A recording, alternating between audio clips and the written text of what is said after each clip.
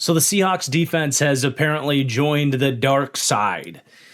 Well, let's just hope that their sequel to their Super Bowl season is going to be more of a Empire Strikes Back situation and not a Last Jedi type of disaster.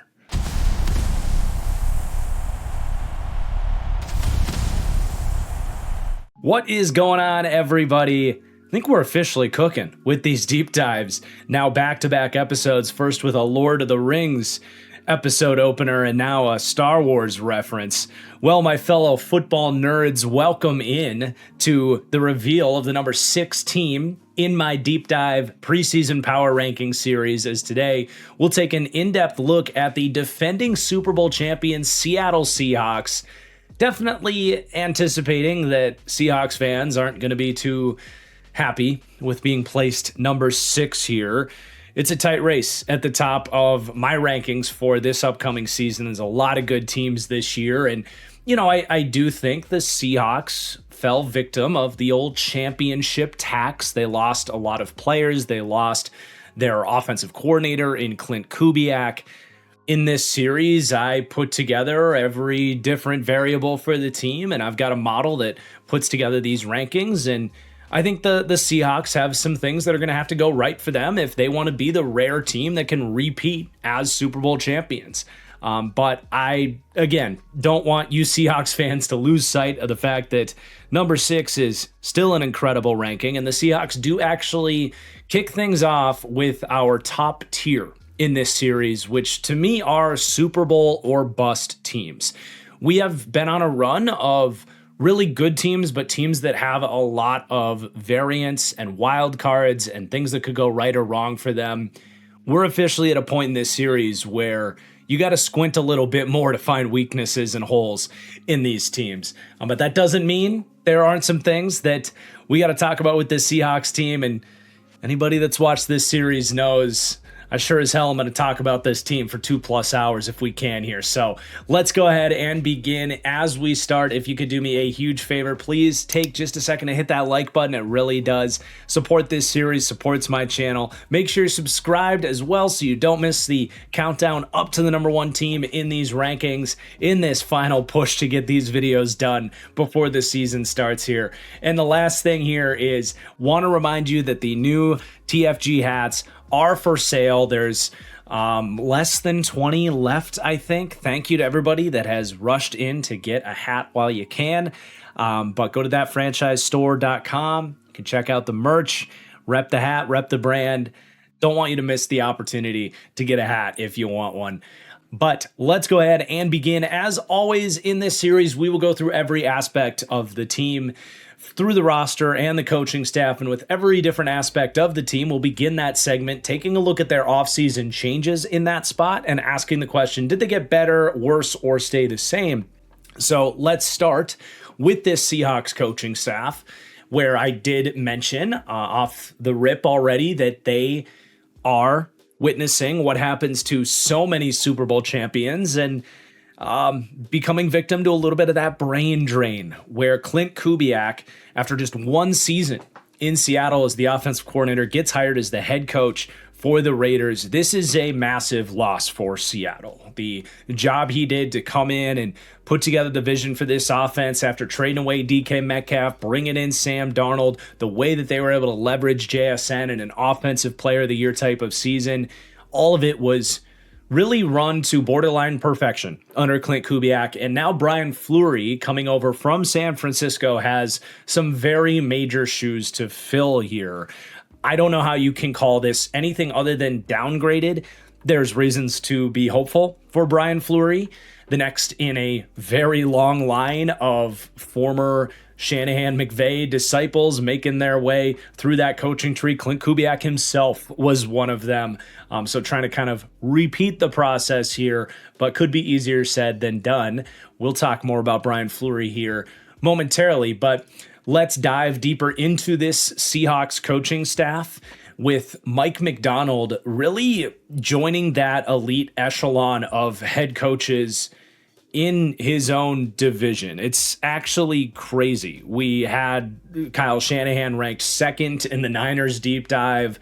I think you can probably do the math and guess that Sean McVay is number one, which means the top 3 ranked head coaches in the NFL for me are all in this division. And then Seahawks fans are going to look at that and be like, you have us with the 3rd best head coach in this division. You're a Mike Macdonald hater.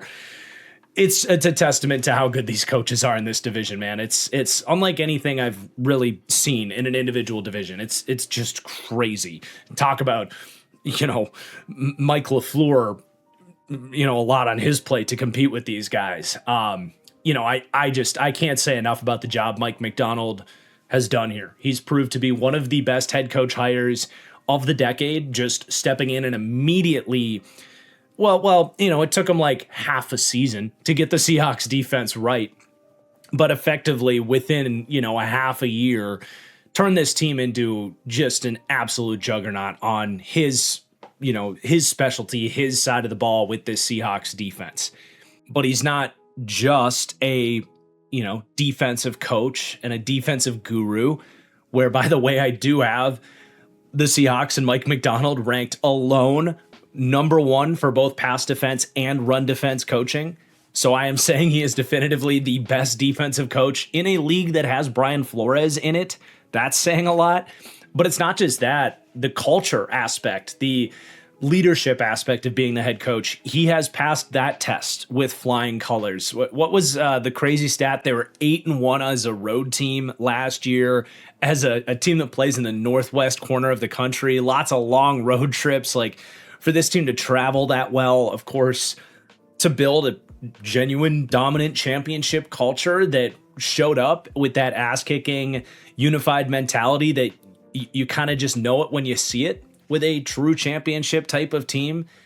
To be able to pair that with, like, the best defensive coaching ability, yeah, that's going to put you very quickly into that top tier of coaches in the NFL, which is where I view Mike Macdonald already here as he heads into his 3rd season. Now, I do want to spend a little bit of time talking about his scheme, which that's another thing with Mike Macdonald is like the system that he's built and designed starting in Baltimore that he's now implemented here in Seattle. It is like the scheme that defenses around the league are looking to replicate right now. And I'll be honest, I went back and listened to my breakdown of the Mike Macdonald defense from the Chargers deep dive just a few episodes ago, and I just don't think I could really sit down and record and edit together a better, more concise explanation of how this system works and why it works. So I'm actually going to reuse that portion of that Chargers deep dive. If you watch that episode and don't want to listen to it again, or if you've heard me describe this system in other deep dives as well, I will timestamp down below when real time Marcus is back, but I am going to use this right here. And this is the modern meta Mike Macdonald system that the Chargers have implemented here.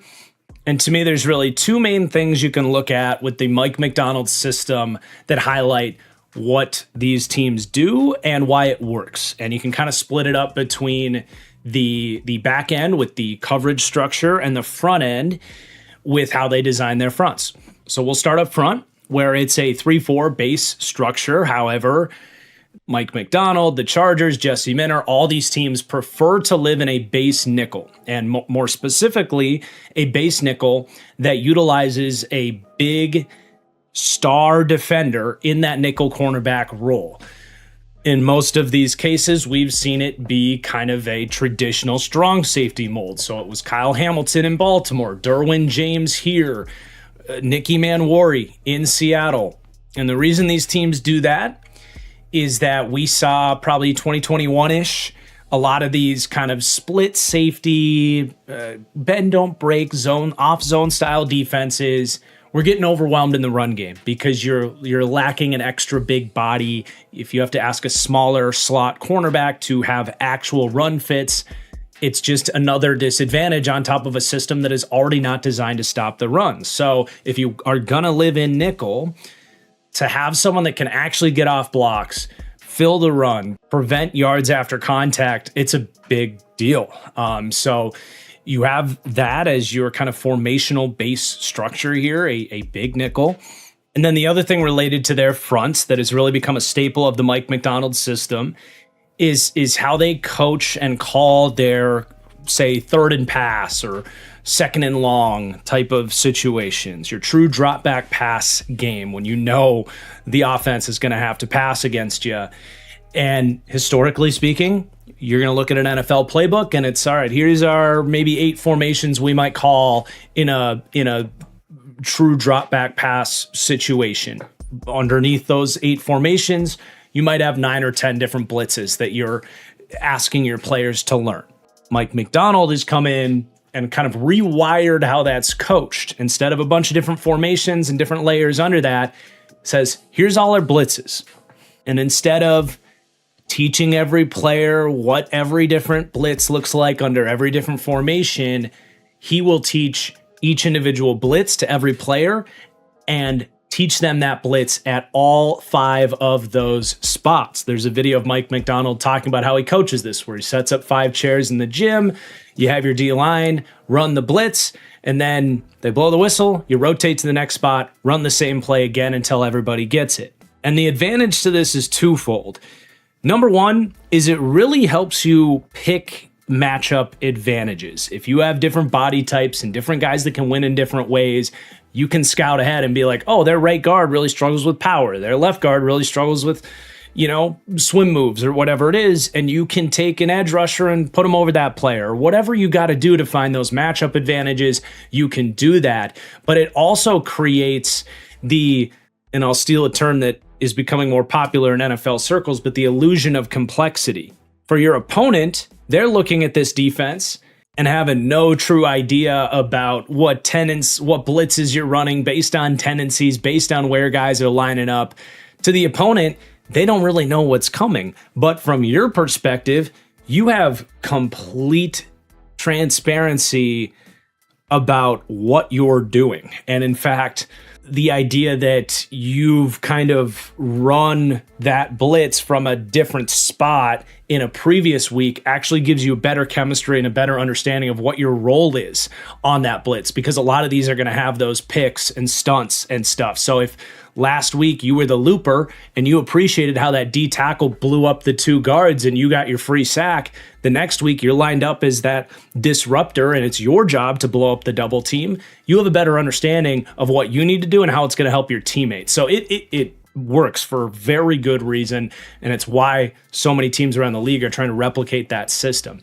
And then you look on the back end and the coverage structure, and there's less to say there. It's very much like in the Fangio modern meta kind of world in terms of playing that off zone, pre-snap, split safety defense where you're going to start in a 2 shell, and then you could end up in any number of coverages. The most consistent theme with all of these style of defenses is that it's going to be a zone-heavy defense and a lot of cover 4, cover 6 type of stuff. Your cover 3 rotations where one safety's coming down, one's rotating into the post in the middle of the field. You will see that base defense rate is very low with the Chargers because they have Derwin James. Their base defense, like I described, is largely going to be that 4-2 big nickel style front. And then even though you praise kind of the blitz design that they run in the Mike Macdonald system, they don't actually want to blitz a ton. You want to put the fear of that blitz and walk a bunch of guys up and cause that confusion. But a lot of these, I talk about the 5 chairs and moving guys around. A lot of those looks is one guy's going to be dropping back. So you're actually only rushing 4, which isn't going to get charted as a blitz, but you are going to be running picks and loops. And sometimes, if you're walking, say, Tuli Pelotu over the right guard, you assume that they're going to slant in that direction. All of a sudden, one of those guys on the right side drops out. You got a numbers advantage over to the other side, that type of deal. So you can create some of that phantom pressure, getting the same effect of rushing 5 while actually getting an added guy in coverage. So they don't actually blitz a ton in terms of actually sending more than 4 players. But when they do, you better be ready for it. And it's damn effective the way that they can scheme that thing up. So there is the scheme conversation on a Mike Macdonald defense. So, hey, August 26th, Marcus, back here. Needless to say, it is a huge asset for the Seahawks team to have Mike Macdonald and his system that so many teams around the league are eyeing and looking to replicate. And for that reason, Aiden Durd is 100% someone that should be on NFL teams' radars and your radars as NFL fans, as someone that could easily get poached in an upcoming head coach hiring cycle that I kind of want to do a video on at some point soon. Like, this is shaping up to not just be a great draft, but a really awesome head coach hiring cycle as well. Aiden Durd is a huge part of that for teams looking to run this system, to have a defensive-minded head coach. Aiden Durd is a Brit, which would be really fun to have our first international-based head coach. He started his coaching career for the London Warriors before getting hired as a coaching intern for the Dallas Cowboys in 2014. And then he went and worked for Dan Quinn, which is ironic how things have kind of come full circle, because he joined Dan Quinn after Dan Quinn left Seattle. Now Aiden Durd is back here. But he kind of learned a lot of different defenses under Dan Quinn. First, that Seattle 3-based defense. And then when they went to Dallas, Dan Quinn had really changed his philosophy to be more of a man-to-man, cover one, blitz-oriented team, like a serious departure from the Seattle 3 defense. And now he has learned for multiple years directly under Mike Macdonald, the new godfather of this system that so many teams are looking to replicate. It's hard to imagine much of a better candidate at this point as a defensive hire. So to have that here as well is a huge asset. I'm really excited. It does feel inevitable that we'll get to see him get his chance as a head coach sooner rather than later. But Seahawks fans are hey, shut up. He's ours for now. Now let's flip over to the offensive side of things with the Brian Fleury hire. And I do put the wild card icon next to Brian Fleury, which is an indicator I use throughout this series to say, this is a big pivotal factor piece for this team. It could go right, it could go wrong. Something that has an underlying level of uncertainty that, depending on sort of which side of the coin things land here, whether it could go right or could go wrong, is going to have a major impact on how this team performs this season. And that definitely applies to Brian Fleury stepping in as the new offensive coordinator, the play caller, in the shoes of Clint Kubiak, who did a phenomenal job here, as I said earlier. But it is definitely just going back to the well. And it's pretty crazy to me that we almost just dismiss it at this point, that anytime you need a new play caller, you just kind of look at San Francisco or the LA Rams and just kind of pick off the apple tree. And more often than not, you're going to get a good apple. There's your Shane Waldrons and Luke Getzey's that can come out of that system as well. You're hoping you don't get one of those in a Brian Fleury here, but he comes highly recommended. And there's more reason to believe this will work than reasons that it won't, but he is incredibly unproven. He has been around Kyle Shanahan for over 10 years. It goes back to 2014 in Cleveland. So he is a little bit more of a what's taken so long question, which, it's the NFL is wild. You never know when your opportunity is going to come, when those promotions are going to come. He could be a diamond in the rough, but a lot of these guys in this system have, if you've been around Kyle Shanahan for 10 years, you would have been picked already. So it's interesting. But you definitely understand the process behind this. You understand as well, for anybody paying attention, you understand what this system looks like. It is that, under center, early down, play action oriented offense, the idea of marrying the run and pass typically through a wide zone based run game. The Seahawks have largely been in this family for a while, and Seahawks fans are familiar with the idea that some coaches can be better at running this than others, right? Shane Waldron came from the McVay Shanahan tree. One too great to watch. They go get Clint Kubiak, and it was just run so much better. The right buttons were pushed at the right time, seemingly in a way that they weren't previously. So with Fleury in his first role as the prominent play caller, how does he handle that? You have to coach your system, your route combinations, get to a Sam Darnold. It's cool that there is some familiarity there. Brian Fleury, I can only imagine, would have come highly recommended from probably Sam Darnold, who was with him in 2023 in his stint in San Francisco. So that's a cool little connection there. But you are definitely not going to see the same high rankings for the Seahawks offensive coaching staff than we obviously got with the defensive and overall coaching culture grades that show up on the screen there. They come in with C+ grades across the board in that very much like unproven category of play callers where there's no reason to really doubt the guys in this cluster, like a Brian Fleury here, but they certainly have to go out and prove it to earn higher rankings here. And that leaves the Seahawks placed, for example, 23rd to 28th for pass game coaching, 24th to 28th for run game coaching.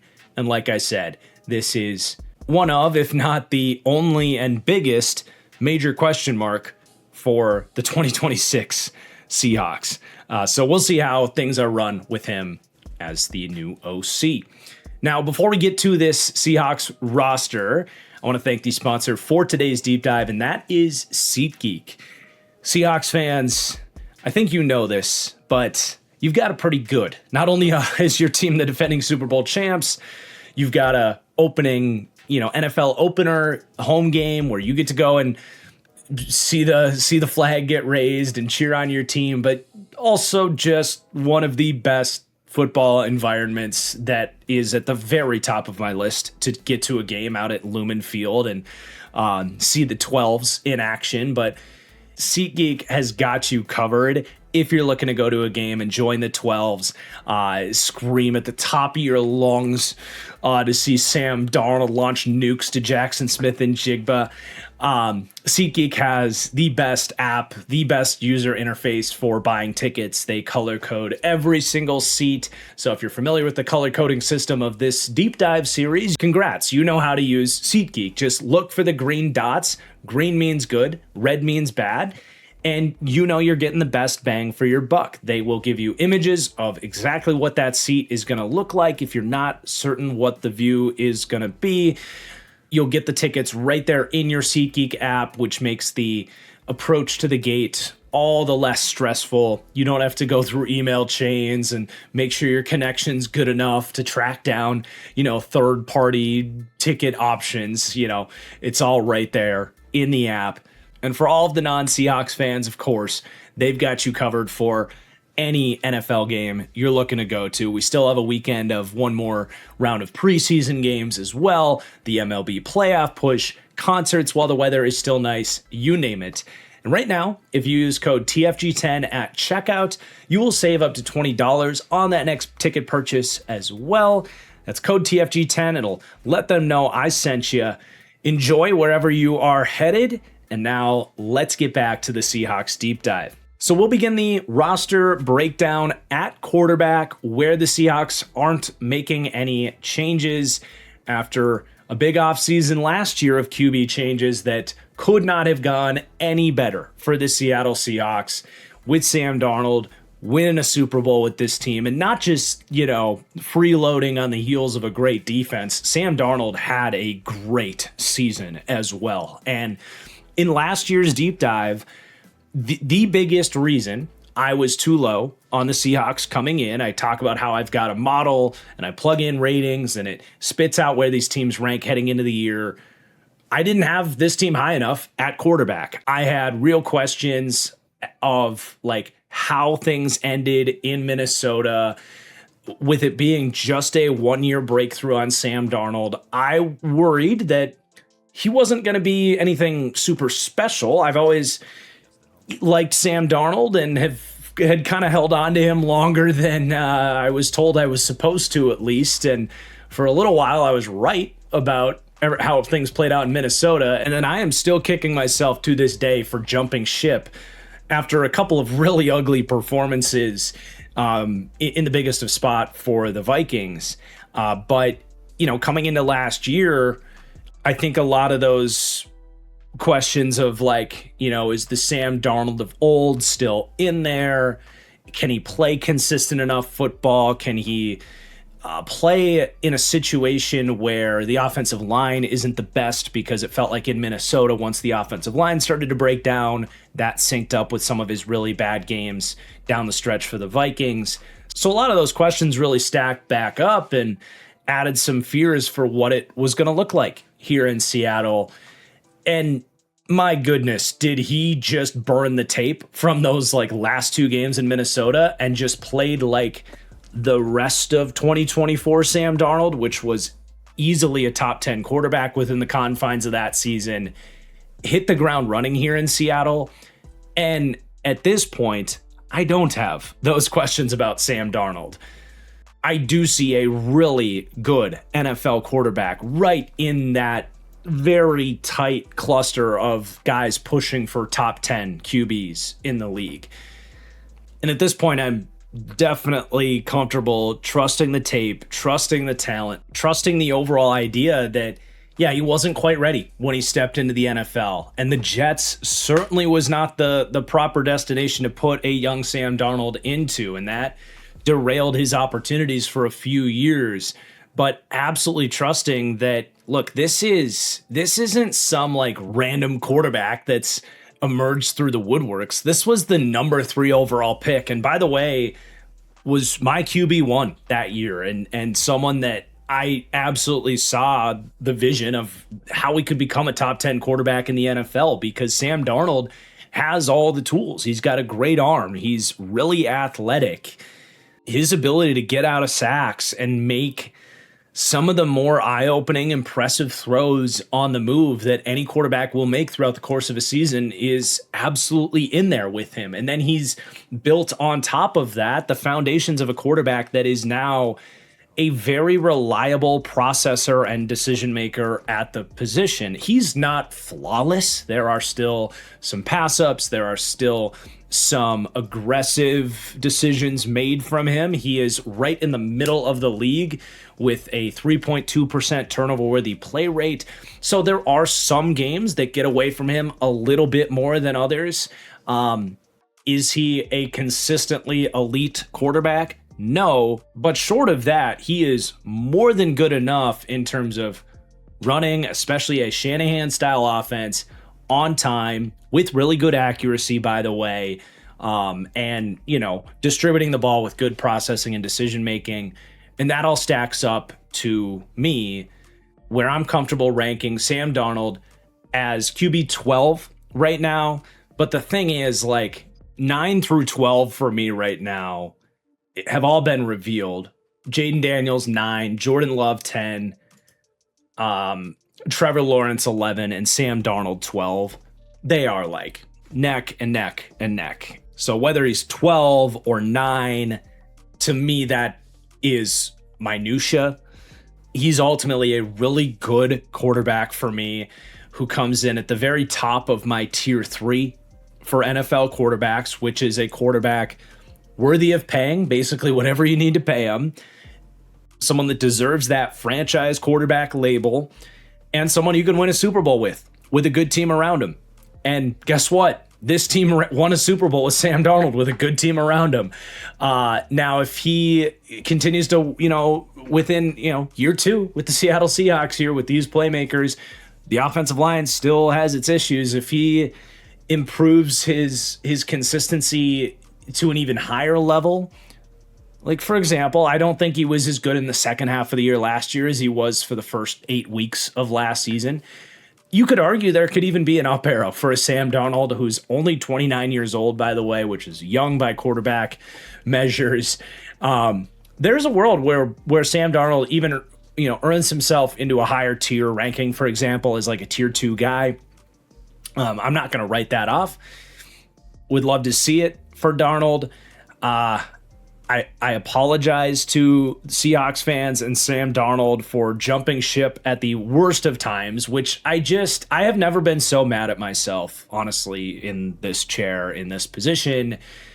I spent 4 years saying I'm not going to quit Sam Darnold, and then late last season was talking about why the Vikings should pay Sam Darnold and trade JJ McCarthy And then after 2 games, I jumped ship. And it is one of the most regrettable just U-turns I've taken on a player since I've been doing this, if not the biggest one. So I'm mad at myself more than even Seahawks fans are mad at me for where I had this team last year. And yeah, man, big fan of Sam Darnold. If you'll take me back, and I think this ranking for him is pretty damn respectable after a really good year, cementing himself amidst these ranks, in my opinion, in a way that his 1 year in Minnesota didn't necessarily, in my mind, at least, even though I was wrong.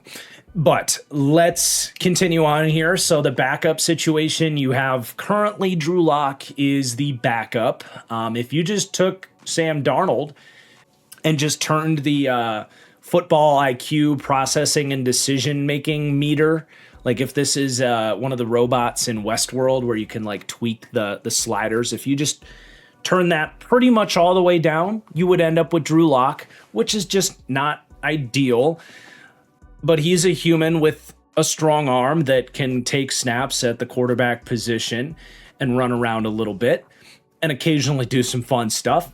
And honestly, Jalen Milroe is in a similar category. I mean, Jalen Milroe, one of the best scrambling / rushing threats at the quarterback position that I've seen at the college level since I've been scouting.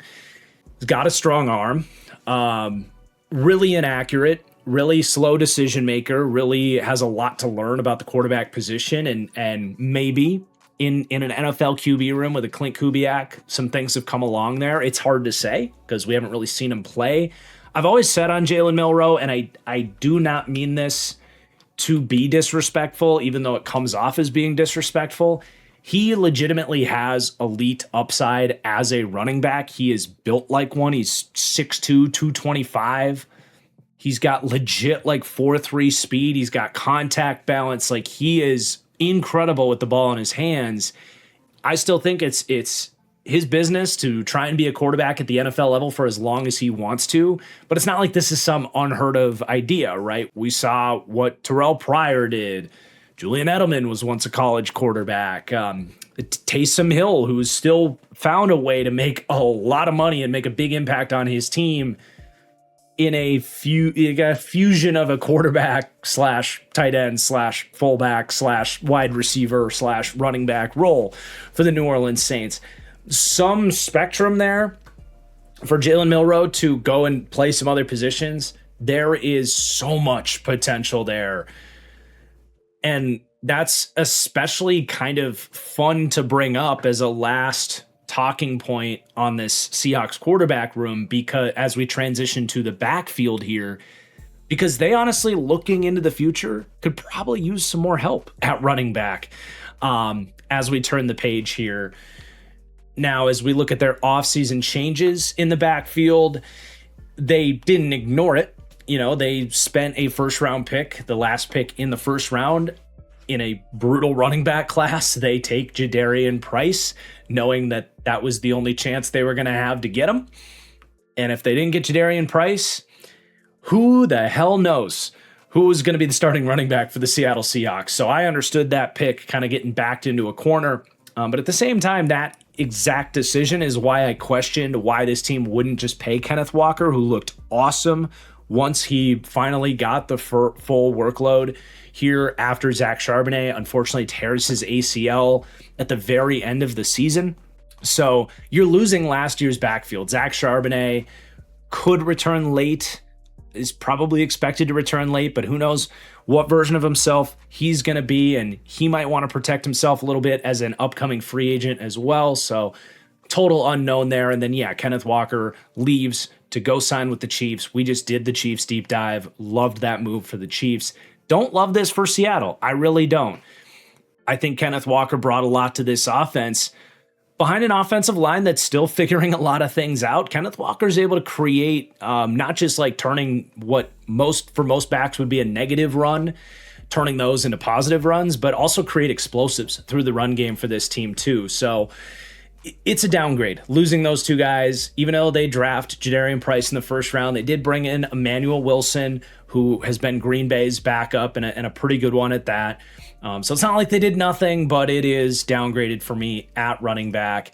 But let's talk about the guys that they do have and where they rank. And this is, I don't think, going to be surprising, the lowest ranked position group for these defending Super Bowl champion Seahawks. They actually rank tied for dead last at running back. Now, that is a testament to how many good running backs there are in the NFL, where a team that just spent a first-round pick on a talented Jadarian Price is still tied for last.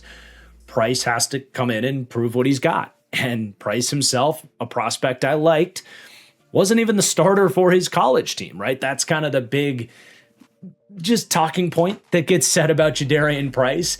That's not to say he wouldn't have started for, 99% of college programs in the league. He just happened to have one of the best running backs of the last 5 years ahead of him in Jeremiah Love. And they both get drafted in the first round, which is a testament to how good Jadarian Price looked when he got to step in there at Notre Dame. The one thing I really liked about Jadarian Price, and was the best trade of his that was enough for me to justify taking him at the very end of the first round, especially in a running back class where after Jadarian Price, it was a wasteland of talent, was his vision. I saw a lot of, honestly, and it's not a scout the helmet thing, but Kyron Williams for the Rams, who Seahawks fans are very familiar with, that ability to get up to the line with either burst when it's necessary, to explode through a hole when it's there, to anticipate those holes, to press the hole is the scouting term, or the patience to let blocks set up and, sometimes deceive those linebackers with little subtle jab steps. He's got excellent running back vision, which is extremely important. He's got tools. He's a slightly undersized back with above average speed, but he's got a balanced physical profile. I think he's going to be a really good NFL running back as long as he's healthy and has a good NFL situation in front of him. Of course, I can't come out and just blow up his rating out the gate. That's what this series is all about, is, kind of coming in at your floor and proving it for guys that haven't proven it. So we'll just have to wait and see just what level of a back Jadarian Price can be. Can he be a top 20, maybe even top 16 running back as early as this season? I think it's possible. But we've also seen some backs that I thought were super talented take a little bit longer to make that big impact just with the speed of the NFL game, trying to take on that next level of NFL athletes at the tackle point. We're going to have to wait and see to what level Jadarian Price can handle that. The other side to it I want to mention quickly with him is the receiving side of things. I see a back that has a ton of potential as a receiving back. He's got really prototype size and athleticism to be an impact in that sense. And it's not like he ever dropped a pass at Notre Dame, but he only had 15 receptions in 3 years at Notre Dame, just 6 last season, because he had Jeremiah Love in front of him. And college backs alone don't catch the ball as much as they probably should. And on top of that, in 39 pass blocking snaps last year, I think he still has a lot to learn in terms of his assignment soundedness, for lack of a better way to put it. So I definitely think we're going to, his best football as a third down back, as a receiving back, is still ahead of him, but he is entirely unproven in that sense. So we'll see how he can handle potentially some more third down work with the Seahawks here. Now, you do have some other backs here that will be in the picture here. They're not going to give every carry to Jadarian Price, especially out the gate. I think they will probably have a little bit of a split early until I think it becomes clear that he's the best guy. You have more of a proven, has done it type of back in Emmanuel Wilson. And I am fascinated by Wilson. He's a little bit of an enigma. He joined the Packers as an undrafted free agent in 2023 after starting with the Broncos, actually, coming out of Fort Valley State. He's 6'1", 226 pounds. He's got pretty decent long speed. At his best, he's reminded me of like Jordan Mason for the Niners and Vikings. He's had some pretty good moments. He's had 100-yard rushing games when he's had to start. And in the last 2 years, he's had almost exactly 500 yards as the backup. He's a capable toter of the rock, if you will. He's only fumbled the ball once on 258 career carries. He's even had some flashes catching balls out of the backfield. For whatever reason, though, and I say this as a Packers fan myself, Matt LaFleur just didn't like him. It never felt like he wanted to fully lean into him, fully trust him. There were times where he had to because Marshawn Lloyd has been hurt, and they just haven't put really anybody else in that backfield other than like Chris Brooks. And even then, Chris Brooks would take some carries from Emmanuel Wilson. I don't actually have an explanation for what it is. It could be certain carries where he's just not trusting blocks and running with the level of vision you want to see. It could be something more behind the scenes that we don't know about him. I don't know, but he's been an effective NFL runner for what he is. So is he a good enough player to maybe take some carries away from Jadarian Price? Potentially.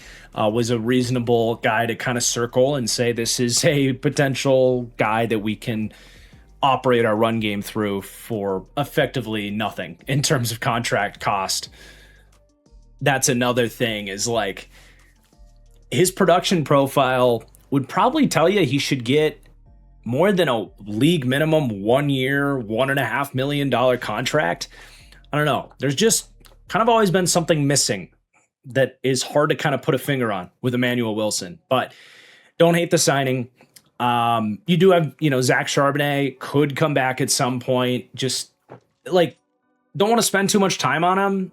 Number one, just because I don't know how much he's going to play this year, but also he's a pretty easy player to analyze. Like, he's big, strong, tough, really good backup, not quite explosive enough to love as your starter, but he's a good pass blocker. He's very fluid in the receiving game.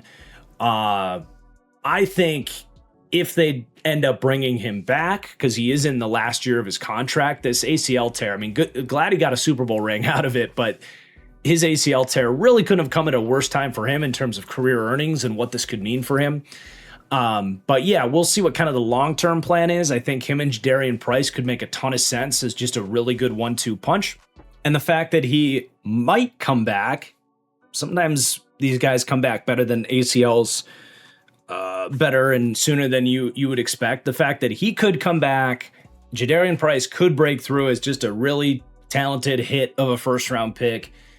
You could easily see a picture where this is not the 30th to 32nd ranked running back room, right? So, Charbonnet plus Price especially do lead me to put that wild card icon on this unit, essentially to take a group that at their floor is more of a problem position and a weakness for the Seahawks. If they hit their green lights, this could be a solid to even good backfield. You have a couple other names here as well. George Holani, I know Seahawks fans, he's been kind of a preseason darling, if you will. He was the predecessor to Ashton Ginty in that Boise State backfield and has a kind of similar, tough contact balance, rushing style. There's some talent in there. Another guy to keep an eye on. Hasn't really taken the bull by the horns and impressed as a regular season ball carrier. He had just 22 carries for 73 yards spread out through 4 different games last year.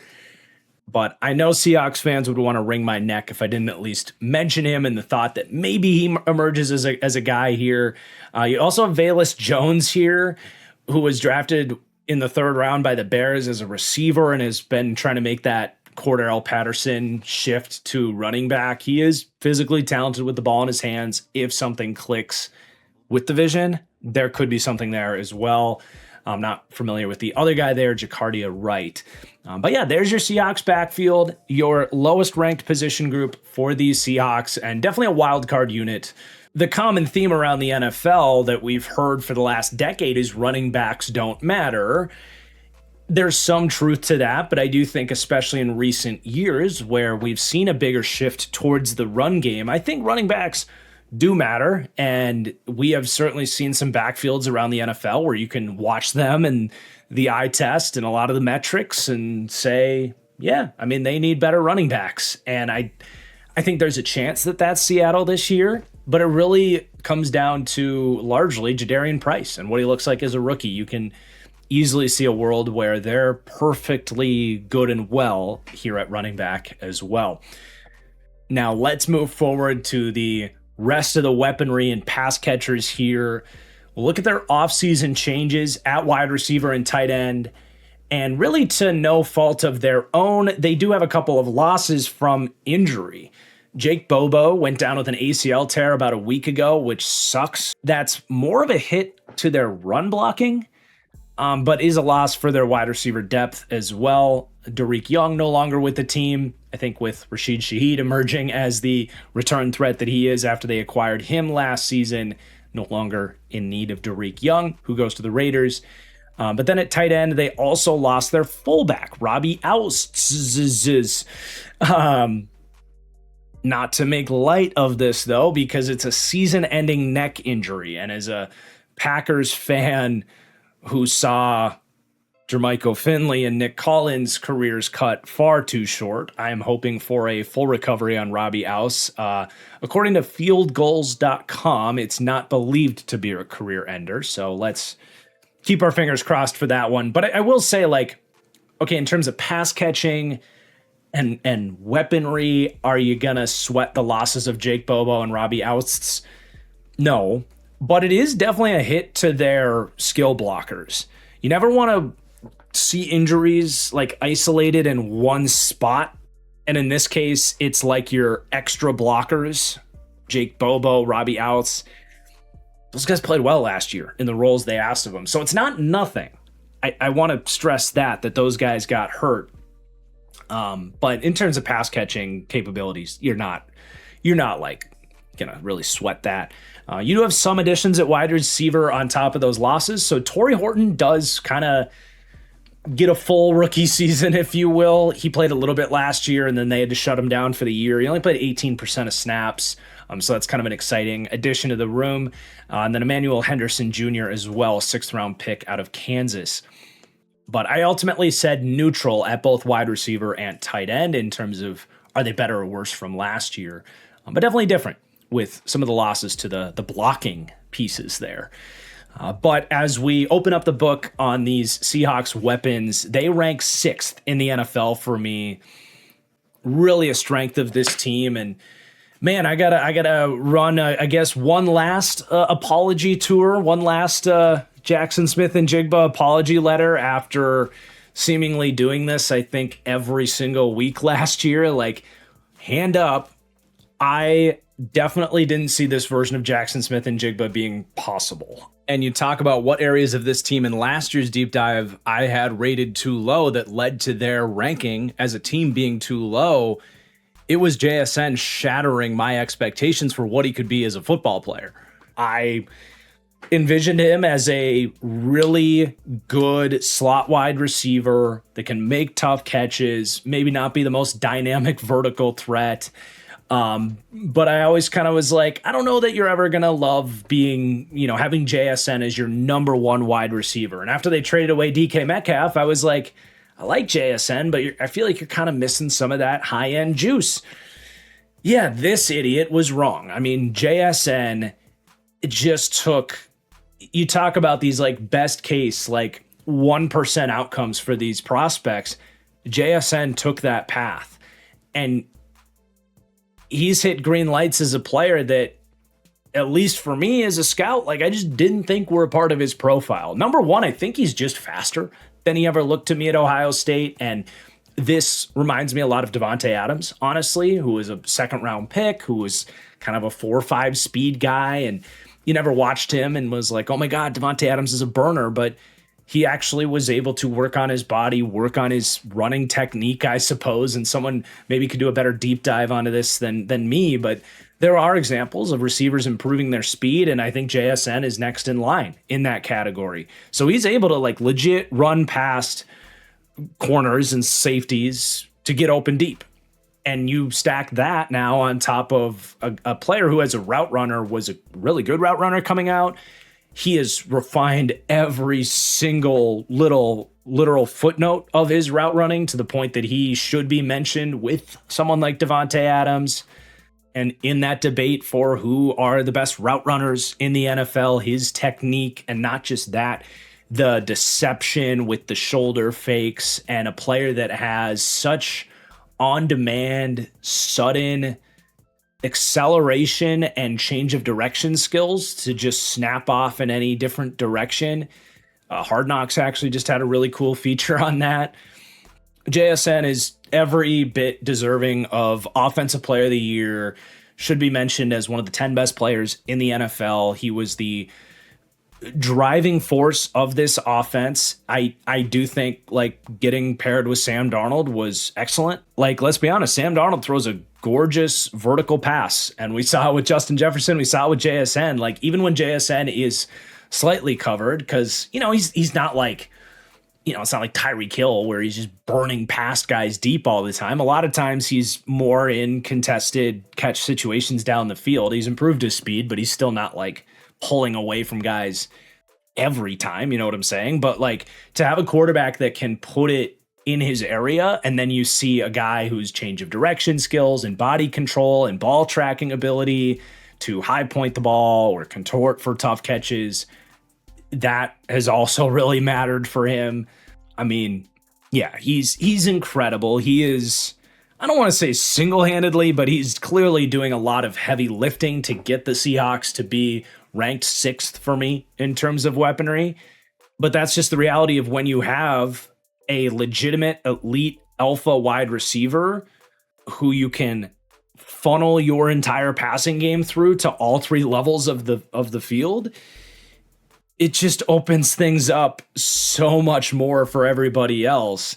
And a guy like that can just elevate a group. Not that they don't have other pass catchers here, though, right? Like, they have adequate pieces to fill into their ancillary roles behind the all-important JSN here. And the rest of these guys are more like limited skill sets that they leverage their roles well. So you have Cooper Kupp, who's, back into his comfort zone as that big slot, catching short to intermediate passes, an excellent run blocker, help move the chains, keep drives alive. Number one, by improving your run game, by being a physical run blocker that can legit be a part of 11 and a half personnel, where he's half tight end, half wide receiver. He can step in and even get a hand on a linebacker if he needs to, but seal off that aspect of the run game. But then, play action off of those formations on early downs. And then, if it's 3rd and 6, he can work, a two-way go, a corner route, a hitch, a dig, whatever it is, make tough catches over the middle of the field. He still has it. He doesn't quite have the same juice that he once did. Kupp was never a burner, but in his prime, he had some of the best first step acceleration I've seen at the wide receiver position. I don't think he has that, those turbo boosters in his lower half at this point, but a practical player still in his role. He's not even like the true wide receiver 2. It's more of like, you got your 1A, and then you got a couple 3As or 2Bs in Kupp and Rashid Shaheed, who's couldn't really be much different than Cooper Kupp. Rashid Shaheed is almost exclusively a vertical Z in this offense. Ideally, you can use motion and formations to cover him up and keep him off of press coverage, because he's a twig. He doesn't have, an amazing ability against physical press jam coverage to pull away. He's got some footwork at the line to have, release and the ability to beat press. But overall, it's like, hey, Rashid Shaheed, you're in that classic deep threat role where we're having you run deep and take the top off the defense, open things up underneath for our run game, and guys like JSN and Cooper Kupp to work the intermediate game, keep those safeties from crashing down, force the defense to respect the threat of Rashid Shaheed over the top. I'm interested to see how well they're able to use him this year, because that was one thing is, acquiring him made a big impact on the Seahawks season because of how good he was on special teams. They actually weren't even as good as like the Saints at tapping into his skill set as a wide receiver. In 12 games, he only had 266 receiving yards, 33 targets, which is less than 3 per game. And like he was 0 for 4 on contested catch opportunities, which speaks to like the lack of a physical nature for him. But I debated whether or not to put the up arrow on Rashid Shaheed because he honestly like wasn't that big of an impact on the offense, like actually catching the ball. I do think his ability to open things up, like as a numbers changer, certainly helps. But I think if you go back, like especially to the 2023 season with the Saints, which is a couple years ago, Rashid Shaheed was shaping up to be maybe one of the better vertical threats in the league. Whereas right now, there's definitely a handful of guys I would place above Shaheed in this type of role. But I did ultimately leave the green up arrow off of him. Just, I've said this before, but like, I don't want to just put that on everybody. I want it to at least mean something for the players that I do think are genuinely trending up and expected to get better. So I didn't put it on Shaheed, but I can absolutely see a world where he performs better now with a full year in this offense and with Sam Darnold and can have more of a receiving impact. But you can definitely see how his role makes sense within the confines of these 3 wide receivers. And then you do have Torrey Horton, who is kind of in the Shaheed mold. He really is. Long, speed, vertical threat is like what he did best in college. Now, I think Horton, even at a lower level, showed more like route running capabilities, ability to make tougher catches in the intermediate game. There's something there in Torrey Horton. He had a lot of injuries in college and got hurt again last year. So that's been a pretty major roadblock for him. But if he can stay on the field and earn some more time here, there's a big opportunity for him to eventually become a starter here because Cooper Kupp can't play forever. He could even beat Rashid Shaheed out someday. But yeah, he's definitely the depth piece that I'm most interested in. And then they take Emmanuel Henderson. At that point, I was a little bit curious about that pick. I mean, not like that the value was bad or anything. It's a 6th round pick, taking a flyer on some speed at wide receiver. But it did feel slightly redundant with Rashid Shaheed and Horton. If I'm looking for, day 3 picks that are most likely going to be role players and depth pieces, I'd rather have, a different skill set that you don't really have, more of a possession type. And it's not like they need return help either because Shaheed is so good at it. So I thought that was a curious pick. There's some like similar skill sets ahead of him that he just doesn't have a great chance of being better in that archetype than Torrey Horton and Rashid Shaheed. Cody White's been around. He's a balanced, deep depth piece. Ricky White, very productive college player, but hasn't stood out since making that jump up from, testing the memory here. Was he New Mexico State? Let's see. How'd I do? I'm looking it up. Oh, UNLV. So close. But yeah, he doesn't have a catch yet in the NFL after being drafted last year in the 7th round. And then, yeah, Jake Bobo goes down. To be fair, when they take Henderson, they're looking at Bobo as the physical backup and the masher. So I guess I have to walk that back a little bit. But yeah, bummer to see Jake Bobo get hurt. Probably the best run blocking receiver in the NFL, and him and Cooper Kupp together did give this team a little bit of an edge, pun unintended, but literally like sealing off that perimeter. That most teams just don't have. So it is a loss seeing him go down for the year. That was a bummer. But you still have your tight ends and your running backs, who we largely talked about already, but you have kind of a 3-headed monster, or maybe this is a little bit of the 3-headed dragon meme, maybe, where it gets a little bit less intimidating as you go on. But you've got 3 tight ends that are going to play here. Most prominently, A.J. Barner, who deserves a lot of credit here. And there's a handful of tight ends around the league that have really kind of taken hold of starting jobs and reminded I think a lot of coaching staffs and scouting departments that like, look, you still like tight end. It's a reason you're not a receiver. Like the reason these guys are valuable is that they can be an extension of your offensive line first, or at least 50-50 split between being an extension of your offensive line, provide value as a blocker, and then also go out and catch some passes.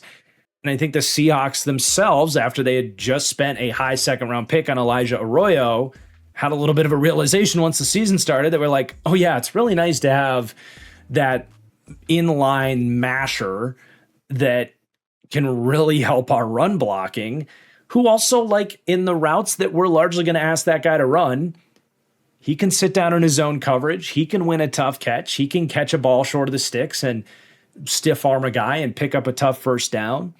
That's everything you really want in your starting tight end.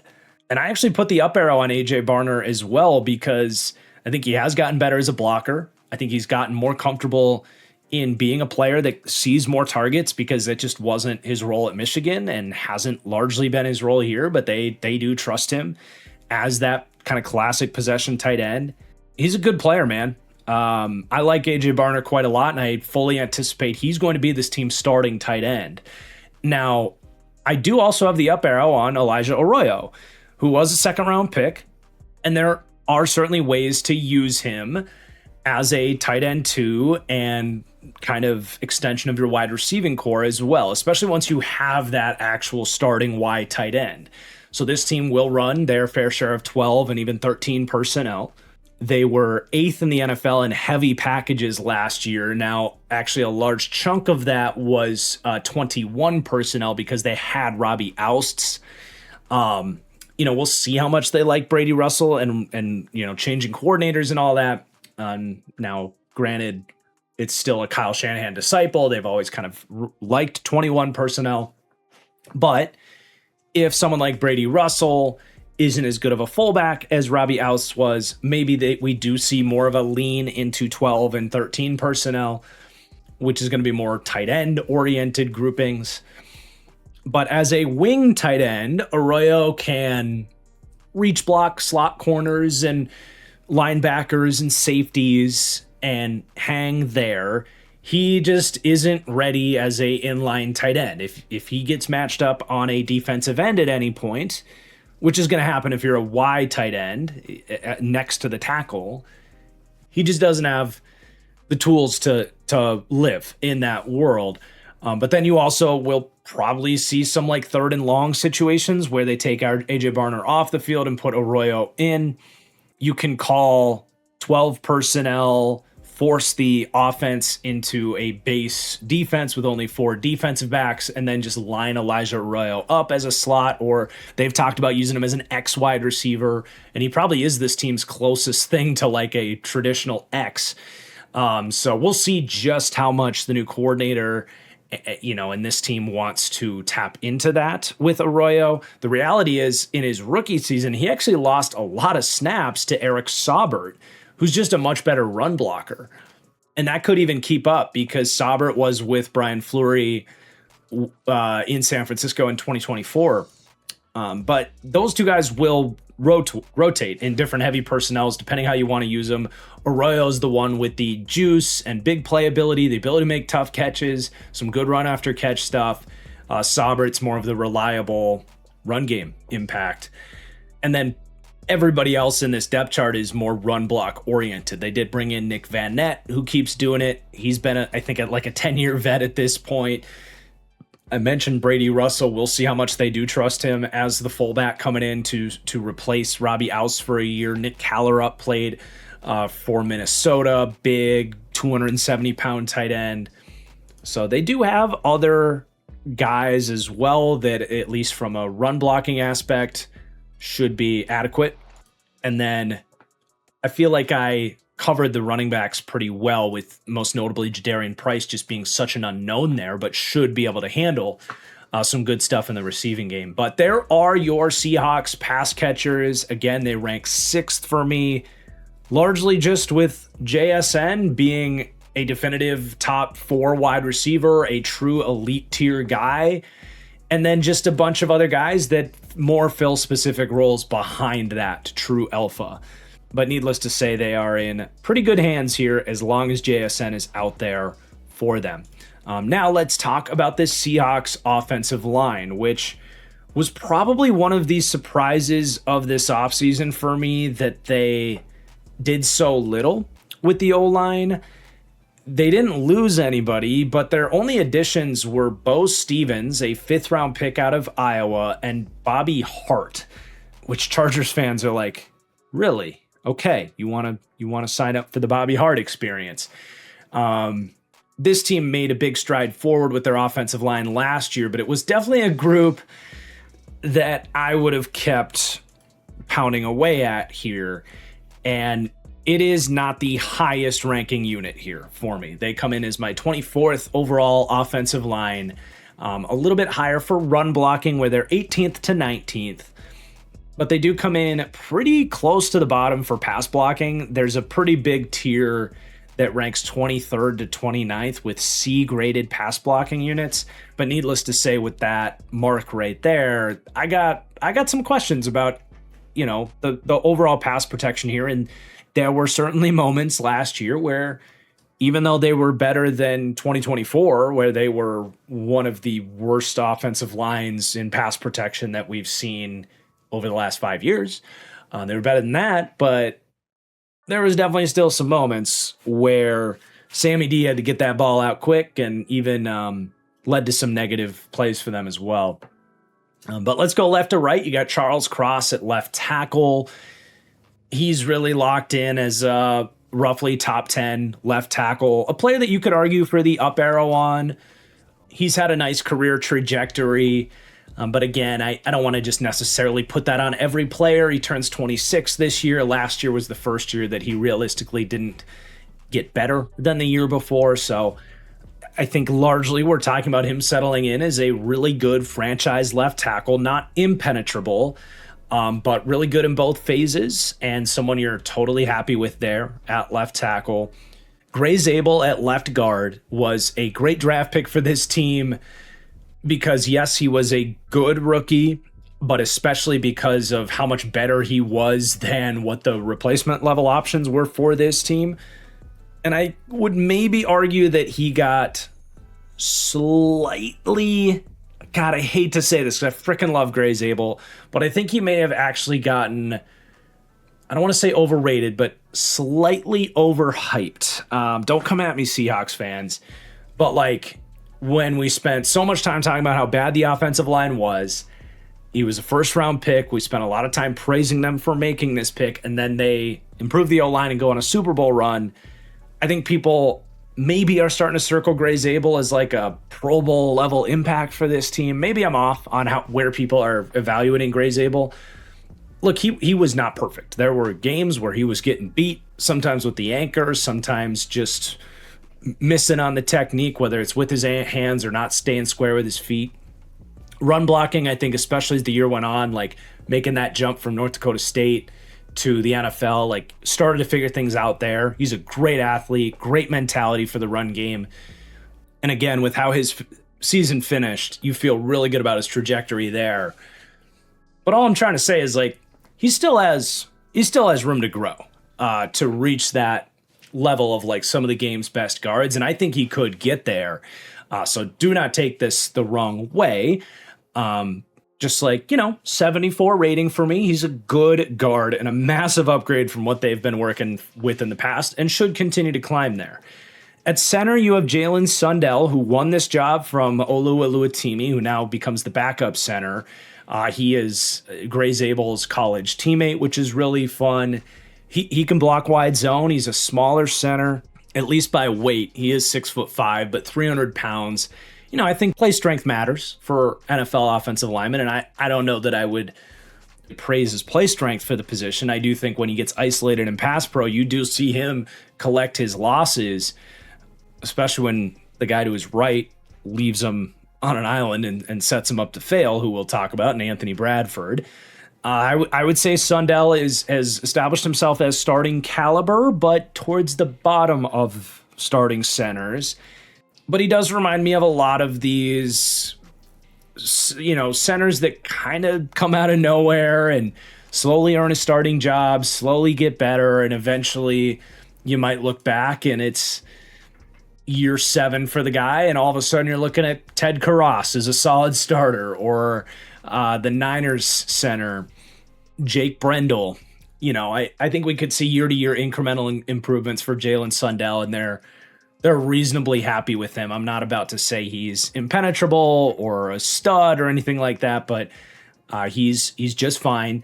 And then at right guard, this drags this thing down. It really does. Like, if they had even a Jalen Sundell or another Gray Zabel at right guard, this would be more of a top half offensive line in the league. But that goes to show you really what a weak link player at a weak link position can do. And this is why I was really surprised they didn't do anything at guard. And it's not like they needed to spend another first round pick at guard or anything like that, but I don't know, sign anybody, do something to at least challenge Anthony Bradford a little bit here. And I'm sorry, like a 5th round pick on Bo Stevens isn't enough from what I'm talking about here. I genuinely don't understand why they like Anthony Bradford so much. If he had a larger leap from 2024 to 2025, I could at least get behind it a little bit. But this dude's probably the worst starting pass blocking lineman in the NFL right now as we head into next season. And it's not like he didn't actively hurt this team at times last year. And, he's big and strong, but it's not like he's great at getting into his landmarks and sustaining blocks in the run game either. For a team that wants to run a lot of wide zone, I don't think he's a particularly good fit for that because he's a clunky athlete off the ball that struggles to reach block. I don't get it. And Seahawks fans, I would love to hear from you guys. Like, do you share this sentiment on Bradford? Is there something there that I'm just not seeing when I watch the Seahawks? Like, help explain this to me because I just don't get it. Really, the best thing you could say about Bradford at this point is that he has starting experience.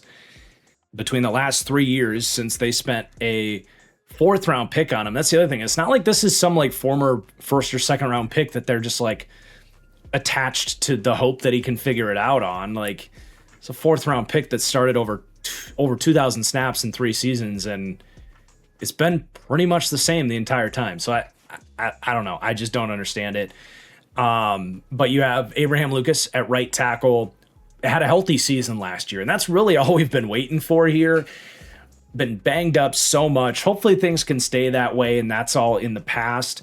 But he really figured things out as a run blocker last year. He was their biggest asset in the run game, in my opinion. There was some shades of like a Darnell Wright where he's a weapon on the move and just driving, steering guys out of the way as that lead blocker on wide zone. He has the north and south like play strength to drive guys off the ball if they do want to go duo or inside zone. Really like that. Even though he's not like the most ridiculous athlete or anything like that, he's more than enough.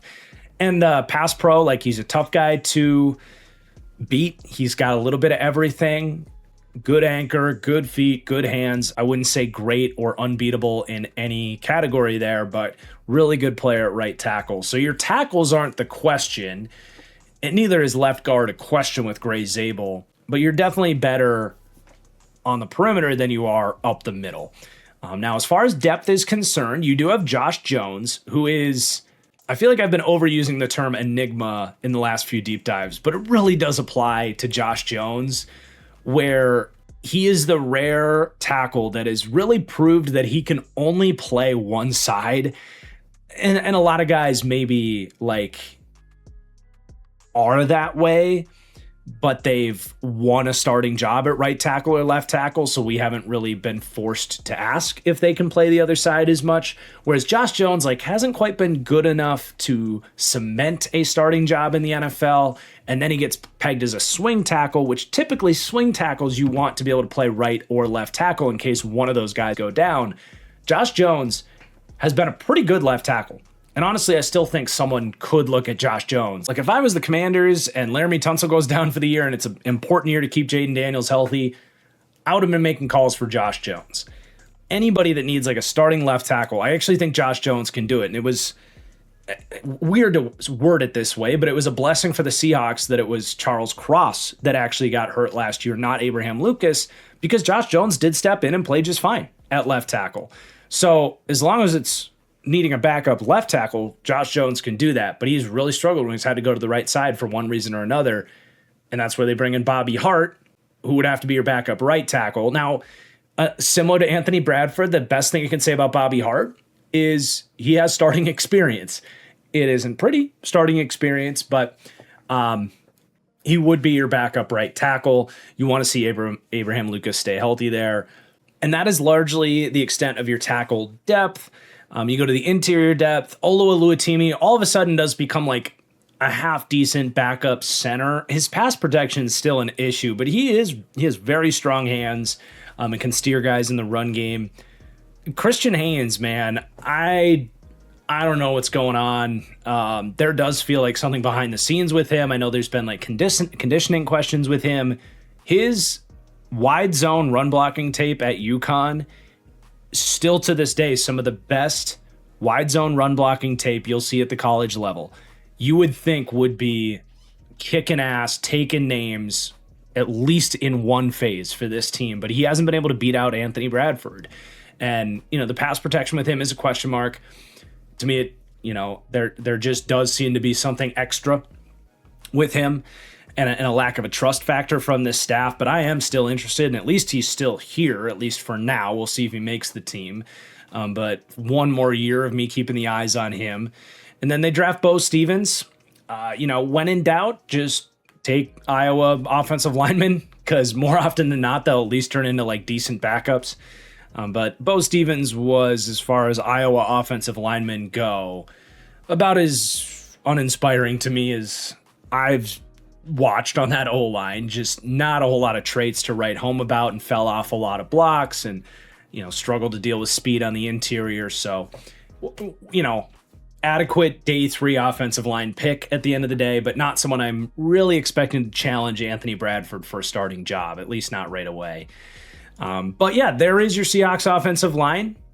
I think 24th largely makes sense, with a really good tackle duo and ascending good left guard. And, one of the weaker pairings of starters, like if you're just ranking, pairings of any infinite combination of two guys that play next to each other, Sundle and Bradford at center and right guard is still a bit of a weakness for this overall offense. But we take that offensive line and tie the rest of this picture together.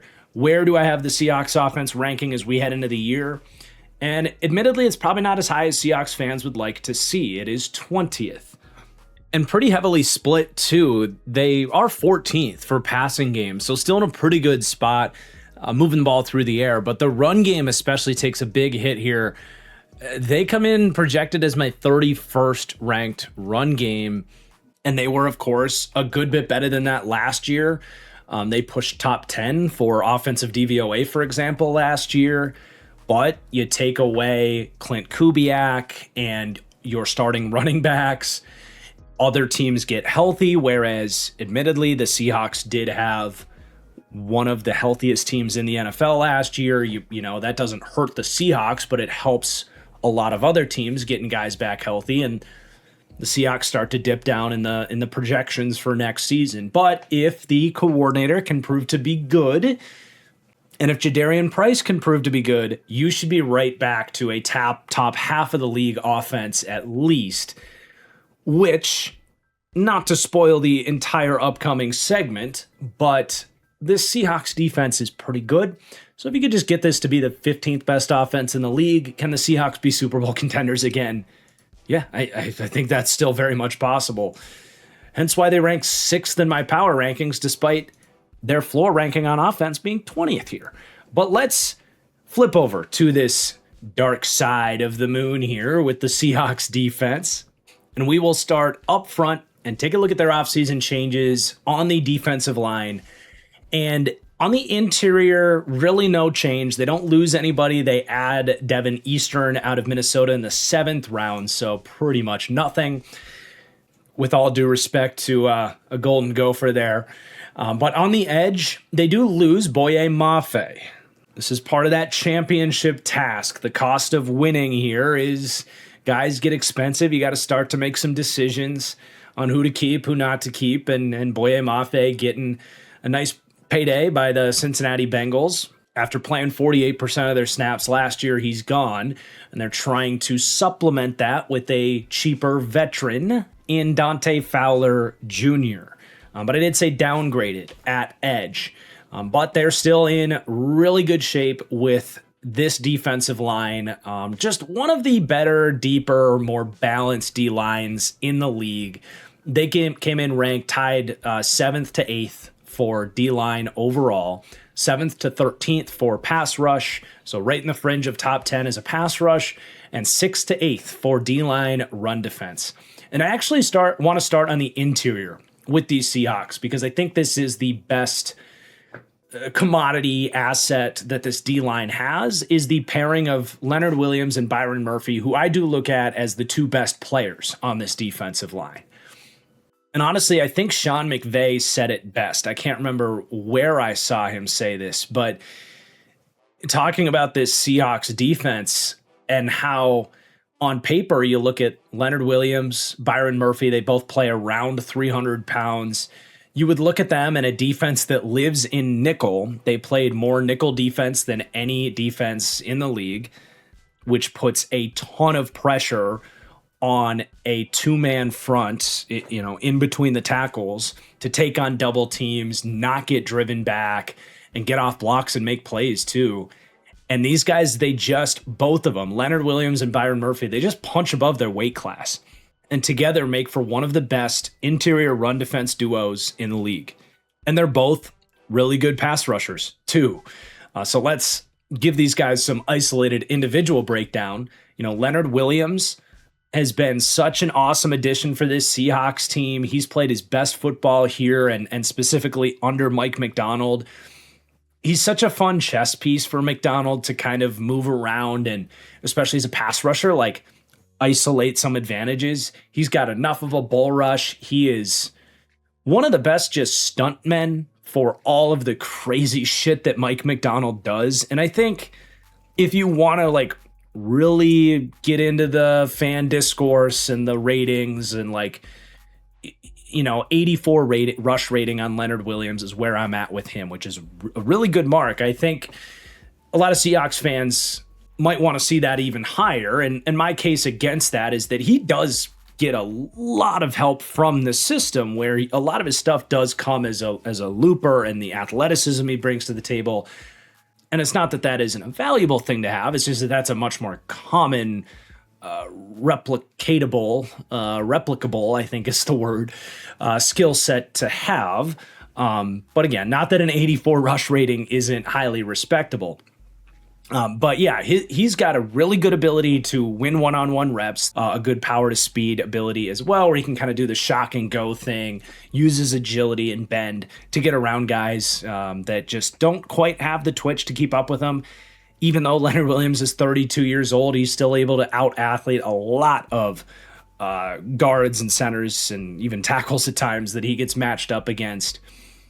But he's awesome. Either way you slice it, he was a major piece of the puzzle in terms of opening things up for everything that this Seahawks defense did so well last season.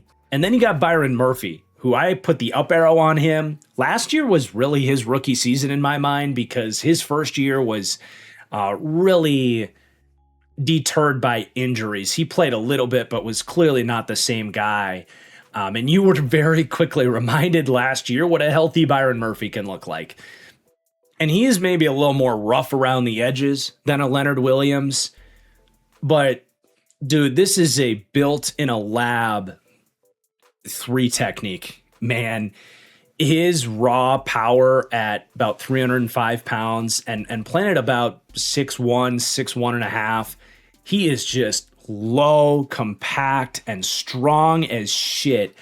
And he pairs that as well with one of the best corkscrew techniques that you'll see for an undersized defensive tackle.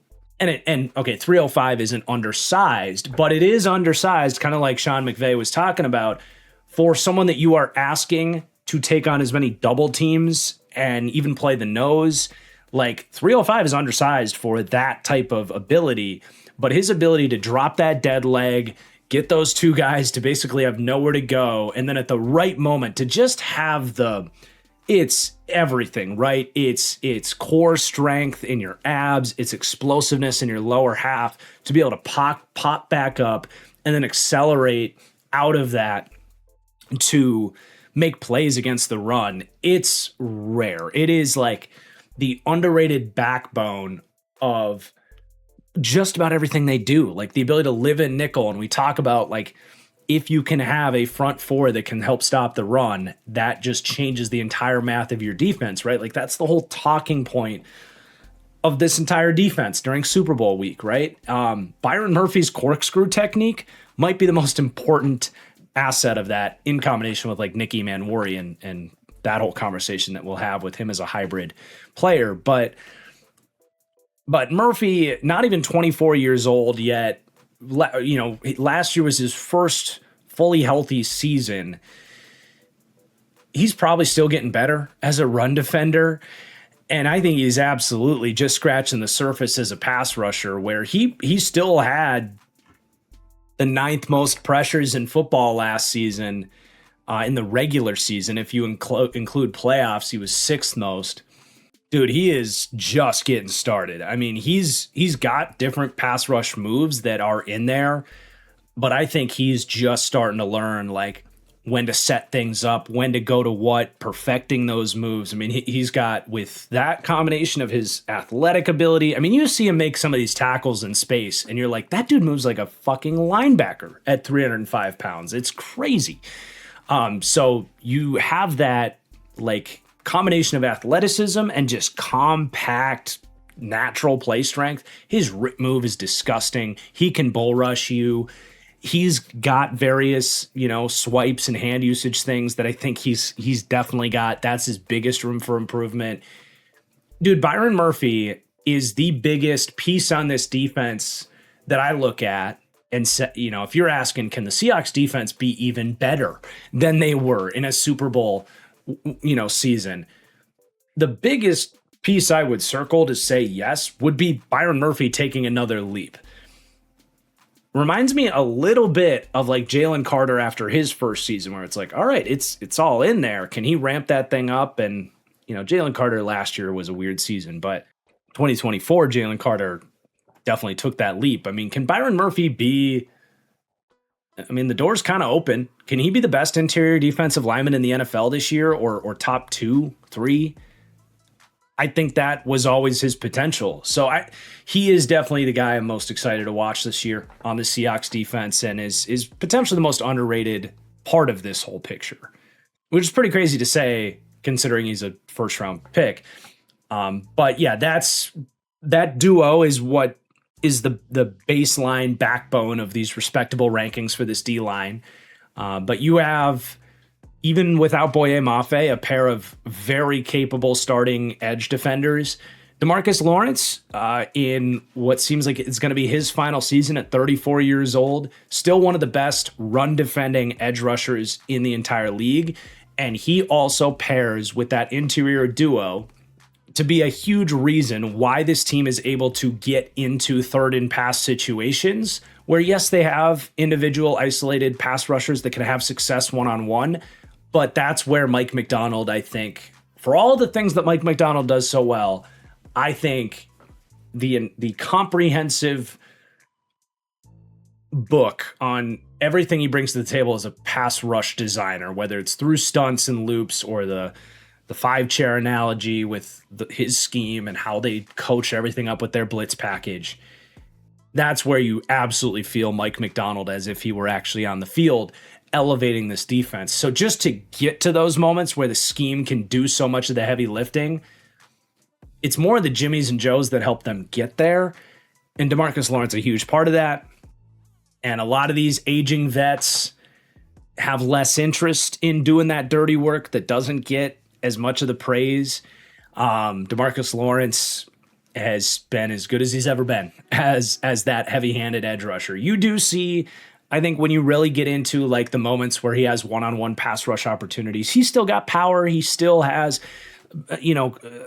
strength in his hands to get guys off of him. But he's not what he once was as a pass rusher, but he's still a really useful like 2B or 3A type of rusher and a legit number one as a run defender. So he's a really good player, and they're going to need even more from him with Boye Mafe gone, honestly, because Mafe was definitely their second best run defender off the edge last year. I don't know that Mafe's rush ability will be missed as much, especially because Fowler comes in and, just to kind of get the Fowler conversation out of the way. Like, he's an aging vet that can still rush the passer and has twitch and some power. I think he can give you 95% of what they had in Mafe as a rusher, but you don't want to count on him as much as a run defender. Lawrence might have to even turn up the knob one more time in terms of what they're going to ask from him for his final season. And Derek Hall as well, who is the other starting edge, would be great if he could take another step up as a run defender. He's a little bit more of a, like, I'm going to uncoil and bull rush the crap out of you and sometimes like lower his head into your chest. Like, that's what he's best at. And his bull rush ability is really good. I would probably put him in the top 10 best bull rushers in the NFL right now. But that does come at the expense of some gap discipline and ability to see the ball in the run game. It's not a play strength concern with Derek Hall. But if they could find a way to ramp that up for him, that'd be great. I don't know that you necessarily count on that or not. He's an okay run defender, but not as good, I think, as like Mafe was. But he is definitely a part of the picture for their pass rush. And he's in a contract year as well, so we'll see what he can do. Trying to earn that big payday himself, and we'll see if the Seahawks let him go too, or if they want to pay him. But yeah, we mentioned Fowler, and then you do have Uchenna Nwosu, who he especially, I think, will have to wear a larger workload as a run defender. He only played 200 run defense snaps last year. Curious to see if that comes up. He's had good years as a run defender in the past. He is 30 years old and has had, especially 2023, 2024, got hurt a lot. So the more I talk about him, he's almost a little bit of a wild card because last year he was kind of just like a cherry on top as like a utility player for their stunts, like did a lot of good stuff, looping around, dropping into coverage. Like, he's a really nice chess piece specifically in the hands of Mike Macdonald. But if he could wind back the clock a little bit and play a little bit more on earlier downs, I think that would help. We'll see how he can handle that. But yeah, overall, in terms of edge, they're still in a pretty good spot for rush. It's just one less piece that's a good run defender with Mafe gone. Beyond those four, you're not really counting on much. Jared Ivey was someone that was kind of supposed to get drafted as a hybrid end, but tested incredibly poorly. Like, so poorly in his workout that you wondered what was going on. And he ended up going undrafted. So maybe as a hybrid end in the developmental wing of Leonard Williams, maybe he could turn into something. But other than that, not a whole lot of fascination for me with that edge room. And then you go to the interior D-line depth, and they still have Jaron Reed. They are going to be counting on him still at his age. I would say the only way that this goes wrong for Seattle with their D-line is you do have four guys that matter here who are 32 and up. Like, Leonard Williams is 32, Lawrence is 34, Fowler's 32, and Jaron Reed it's got to be at least 33. Yeah, he's 33, turns 34 this season. Like, they all still played relatively well last year. Reed, I do think you're starting to see that arrow pointing down for him, though he's admittedly always been a little bit of an on-year, off-year type of guy throughout his career. And last year was more of an off year for him, but he was still a decent, balanced third D tackle to come in off the bench and do a little bit of everything for him. So hard to say exactly what you get from him. And then you are actually pretty thin after him. Like, it's all guys that I think they like, but they're all really unproven. Brandon Peely, rotational piece. Mike Morris played edge at Michigan. He's bulked up and has learned the interior D-line. He's got some potential. Riley Mills good athlete coming out of Notre Dame, had probably the most impressive play in the Super Bowl with one of the most dominant bull rush wins. And that was literally the only thing he did all season. He played 34 snaps all year and only began playing in week 15. And he only had 2 pressures all season. They both came in the Super Bowl. But he was definitely a fascinating 5th round pick out of Notre Dame. So, especially Morris and Mills, if they could develop, that would be great to make you feel better about the depth. And, they stayed healthy on the interior D line last year. Either if a starter goes down or if Jaron Reed goes down, you're going to need some more contribution and snaps from someone else. So like Mills and Morris would raise the floor if some of those guys could step up. Devin Eastern as well, run defense focused guy at Minnesota. Not as much upside, I don't think, as like Morris and Mills. But overall, really good balanced D-line. I debated putting the wild card here for the Seahawks. I ultimately left it off because I think they'll largely be what we expect here. I think there's a hint of the downside of a sort of wild card conversation with some of the age. And there's a hint of the upside aspect of the wild card because if Byron Murphy does take that big leap, then you'd have really 2 things. You'd have a guy that's going to more consistently just decimate any one-on-one opportunities that he's able to get through this Mike Macdonald system. But it also would help Mike Macdonald if you had a true alpha number 1 guy that Mike Macdonald knows that the opponents are going to double team and slide towards that guy. That only makes things easier for Mike Macdonald to scheme everything up for everybody else. So I think I've talked myself into actually putting the wild card icon on Byron Murphy because of what his upside could mean for opening things up for this team. The unit overall, I think the floor is high enough that I'm not going to say this is a wild card unit. So that was kind of my final decision on the player icons for the series here. But let's go ahead and move forward to the second level of this defense at linebacker, where they literally made no changes here, which is totally fine when they are now my 6th ranked overall linebacker room. They rank 5th to 10th for linebacker run defense with a B+ grade, and actually 4th to 5th for linebacker coverage, but a B grade there.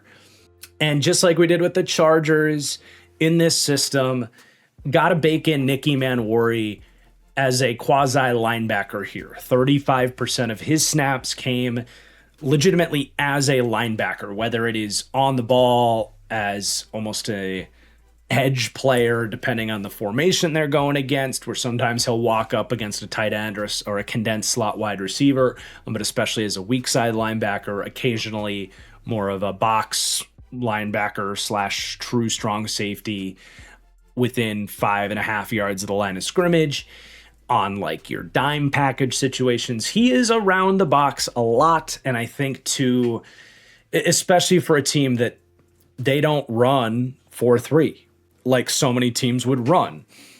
A lot of teams' third linebackers is the exact role that Nick Emmanwori fills in certain formations here. So to not consider Emmanwori as an extension of this linebacking staff would be a mistake, even though he, of course, is going to have to play a factor into their secondary ratings as well.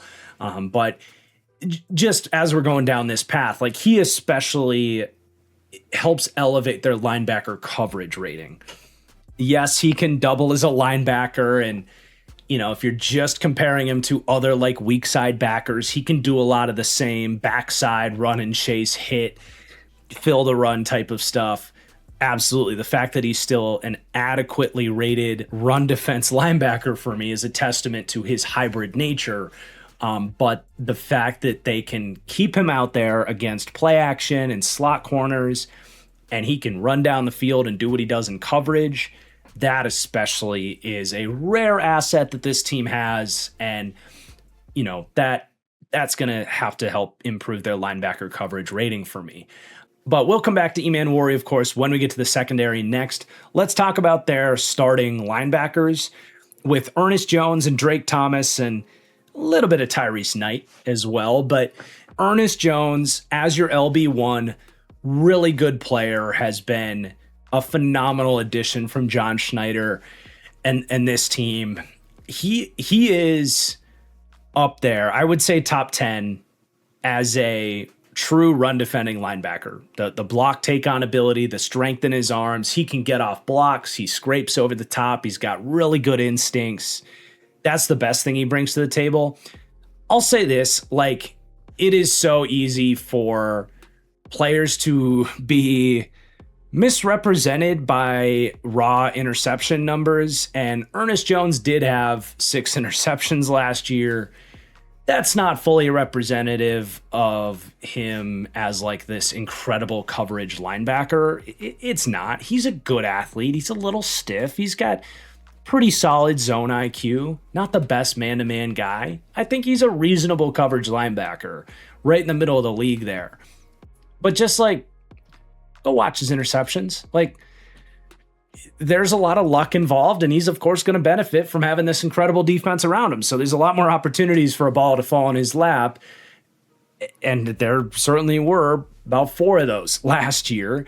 Did have a really good pick against Brock Purdy, doubling back over the middle of the field with a nice, impressive leaping interception. Again, he's got some stuff to like in coverage, but it's really the run defense stuff where he stands out. I think he's a borderline top 10 linebacker. I think there's a lot of Seahawks fans that will say he's a bona fide top 5 guy. I know I didn't place him in my personal like all-pro team for linebackers, and there was definitely some Seahawks fans commenting that he was snubbed. I just don't think he's quite on that level, but you know, he's maybe more of a Pro Bowl level linebacker than an all-pro, if that makes sense. And if that makes me an Ernest Jones hater, then so be it.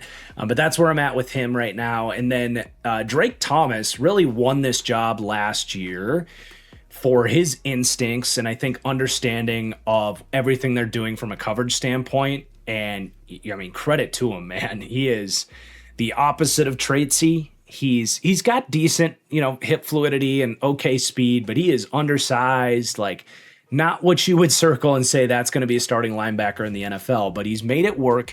You do see him get out-athleted, outsized as a tackler, where he did miss 17% of his tackles last season.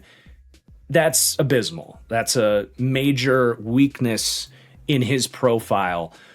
But with how well those D linemen eat up space and with how well Ernest Jones is at getting off blocks and being the true Mike, Drake Thomas as a run and chase linebacker and a really, honestly, like rangy, smart, fluid coverage player, he's got a role in this defense. And they paid him a decent amount of money, and I think he's going to maintain a large percent of these snaps. But we did see as well, like, the original starter here, Tyrese Knight, still got his playing time because these guys do have kind of opposite skill sets in many ways. And a smart defensive coordinator is going to look at an LB2 spot and be like, well, we could play Tyrese Knight a little bit more on early downs or as a blitzer where he's just much more explosive, powerful, athletic at winning as a blitzer. So like there's different skill sets here. Tyrese Knight is much more of a hammerhead shark. I liken him to Denzel Perriman. Like, he is an upfield, strong run defender. He's not perfect. There is some lack of discipline with his approach as a run defender at times. He as well has had a few too many missed tackles for your liking for a run defense-oriented linebacker. I still think he has potential in coverage. Like, he's not an abysmal athlete. I always thought he's showed some flashes.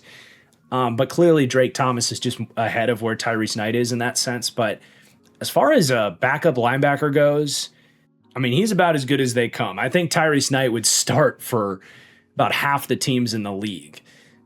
And he just might not be done here yet.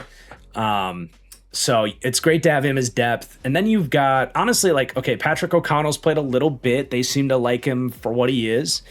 That's reasonable as an LB4, but you've got Chaz Surratt and Chris Paul Jr., Pooh Paul.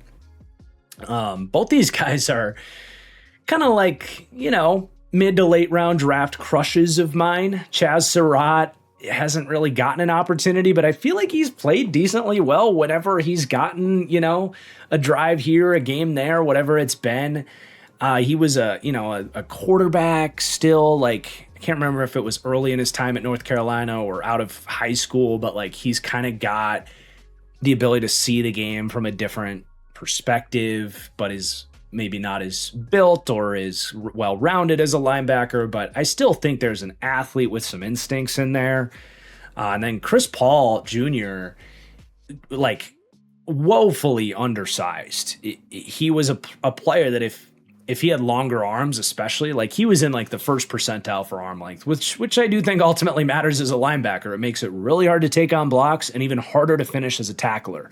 So he just might be outmatched, but he's fast, fluid, has instincts, not quite ready to write him off. He was drafted by the Rams and ended up on the Seahawks. Last year was his rookie season. So we'll see if he makes it. And a 5th round pick too, like not just, some 7th round flyer. So we'll see if he makes it here.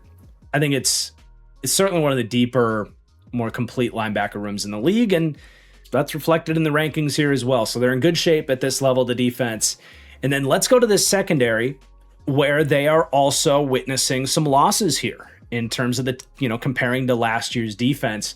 They lose a pair of starters. So Tariq Woolen, who's had some frustrations as a tackler here, but he still played well in 73% of their snaps last year.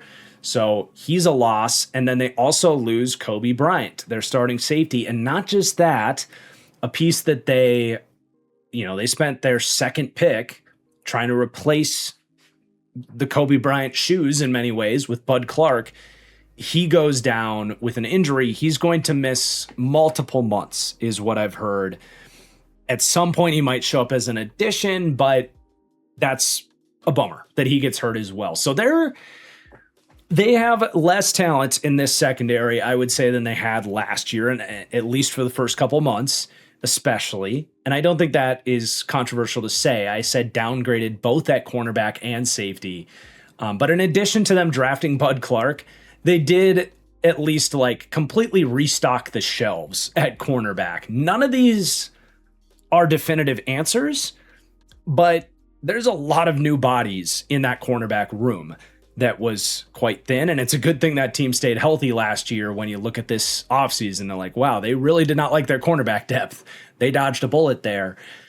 But 6 names here, really. Trayvon Diggs, veteran Trayvon Diggs, comes in. He's going to be competing for playing time. Julian Neal was a 3rd round pick out of Arkansas. So both of those, I think, are solid additions. And then you've got this kind of like motley crew of a couple 7th round flyers on Andre Fuller, Michael Dansby, Noah Igbenogany, a cheap free agent pickup. And then also kind of a little footnote on Terrion Arnold, who like may or may not sign with this team. We'll talk a little bit about what that could look like, but more at the end of this secondary conversation, because he realistically just doesn't come into the picture here at this point in time. But let's get into this secondary, and even though they had some losses, like they are really good here in the secondary. They come out as my 4th overall secondary. They rank in the tier that is 4th to 6th for defensive back coverage, but they're tied for 1st for run support, which is a tiebreaker in that coverage tier, which leaves them as the 4th overall secondary for me. So they're top 10 at every position group on the defense. Pretty lethal in the hands of the best defensive mind in the league, almost like this team won the Super Bowl last year or something. But let's go through this unit. So you have your best player, your CB1, do-it-all, Devin Witherspoon here, just got a massive contract extension. I think at this point in time is the highest paid cornerback ever. Right, well-deserved. He is in that superstar tier of cornerbacks, and he just was the next one up for a contract extension. So well-deserved payday for him. He's going to get passed up by Christian Gonzalez in any given moment here. But yeah, he is like the ideal foundation. If you can build your secondary around a true number 1 guy, you want to do that. And that's why they spent the 6th pick on him, and that's why they paid him. Right now, he's a little unique in the sense of he is not just a great outside corner. I would say top 10 as an outside cornerback, probably more like top 5 to 8 if we're being honest. But like I would say Patrick Surtain, Christian Gonzalez, Derek Stingley, probably Sauce for me still. I would put above Witherspoon as an outside corner. But Witherspoon does bring something to the table that those guys don't, and that's the ability to be quite possibly the best nickel cornerback in the league as well. So he's got that ability to go outside, run with receivers deep, play zone coverage where his like high-low spatial awareness and ability to bait quarterbacks from the outside, it is very, very special. And he's got just the oiliest of hips and the best acceleration to beeline it backwards for some really impressive deep pass breakups that quarterbacks think they've got him. And no, Witherspoon was just waiting for them to try him. So he's got a lot to like on the outside. But the fact that he can step inside his agility, acceleration, change of direction is better than all those top corners. And that's why he's able to step into the slot and man up any number of, quick route runners from the inside. It's just a different skill set. The fact that he can do both is rare territory. And then he's also, I think I've now used this like 6 times in the last 3 deep dives, but he's an enigma as a 180-pound cornerback that's also just like one of the nastiest, most annoying run defenders and screen defenders in the league. I don't know how he gets off as many blocks. I don't know how he hits as hard as he does. I don't know how he stays, honestly, as healthy as he has stayed. He only he missed a few games last year, but physically he shouldn't be able to do that, but he does. And it's incredible. So he'll play in and out. Early downs, he's going to be outside. And then on third downs, just depends on what formation they want to play. So and this ties into the Nick Emanwari conversation. The Seahawks ran dime the 7th most in the NFL. It was 16% of the time. So that's going to be 6 defensive backs on the field, always in those like third and pass situations. So what they'll do is they'll take Emanwari and they'll either have, kind of 2 nickels, or Emanwari will be more of a dime linebacker with like probably Drake Thomas coming off the field. But when they're in dime, which is, again, like 1 out of 6 plays, Witherspoon will almost always be in the slot in those formations. And then you'll get Josh Jobe and whoever the third cornerback is on the outside.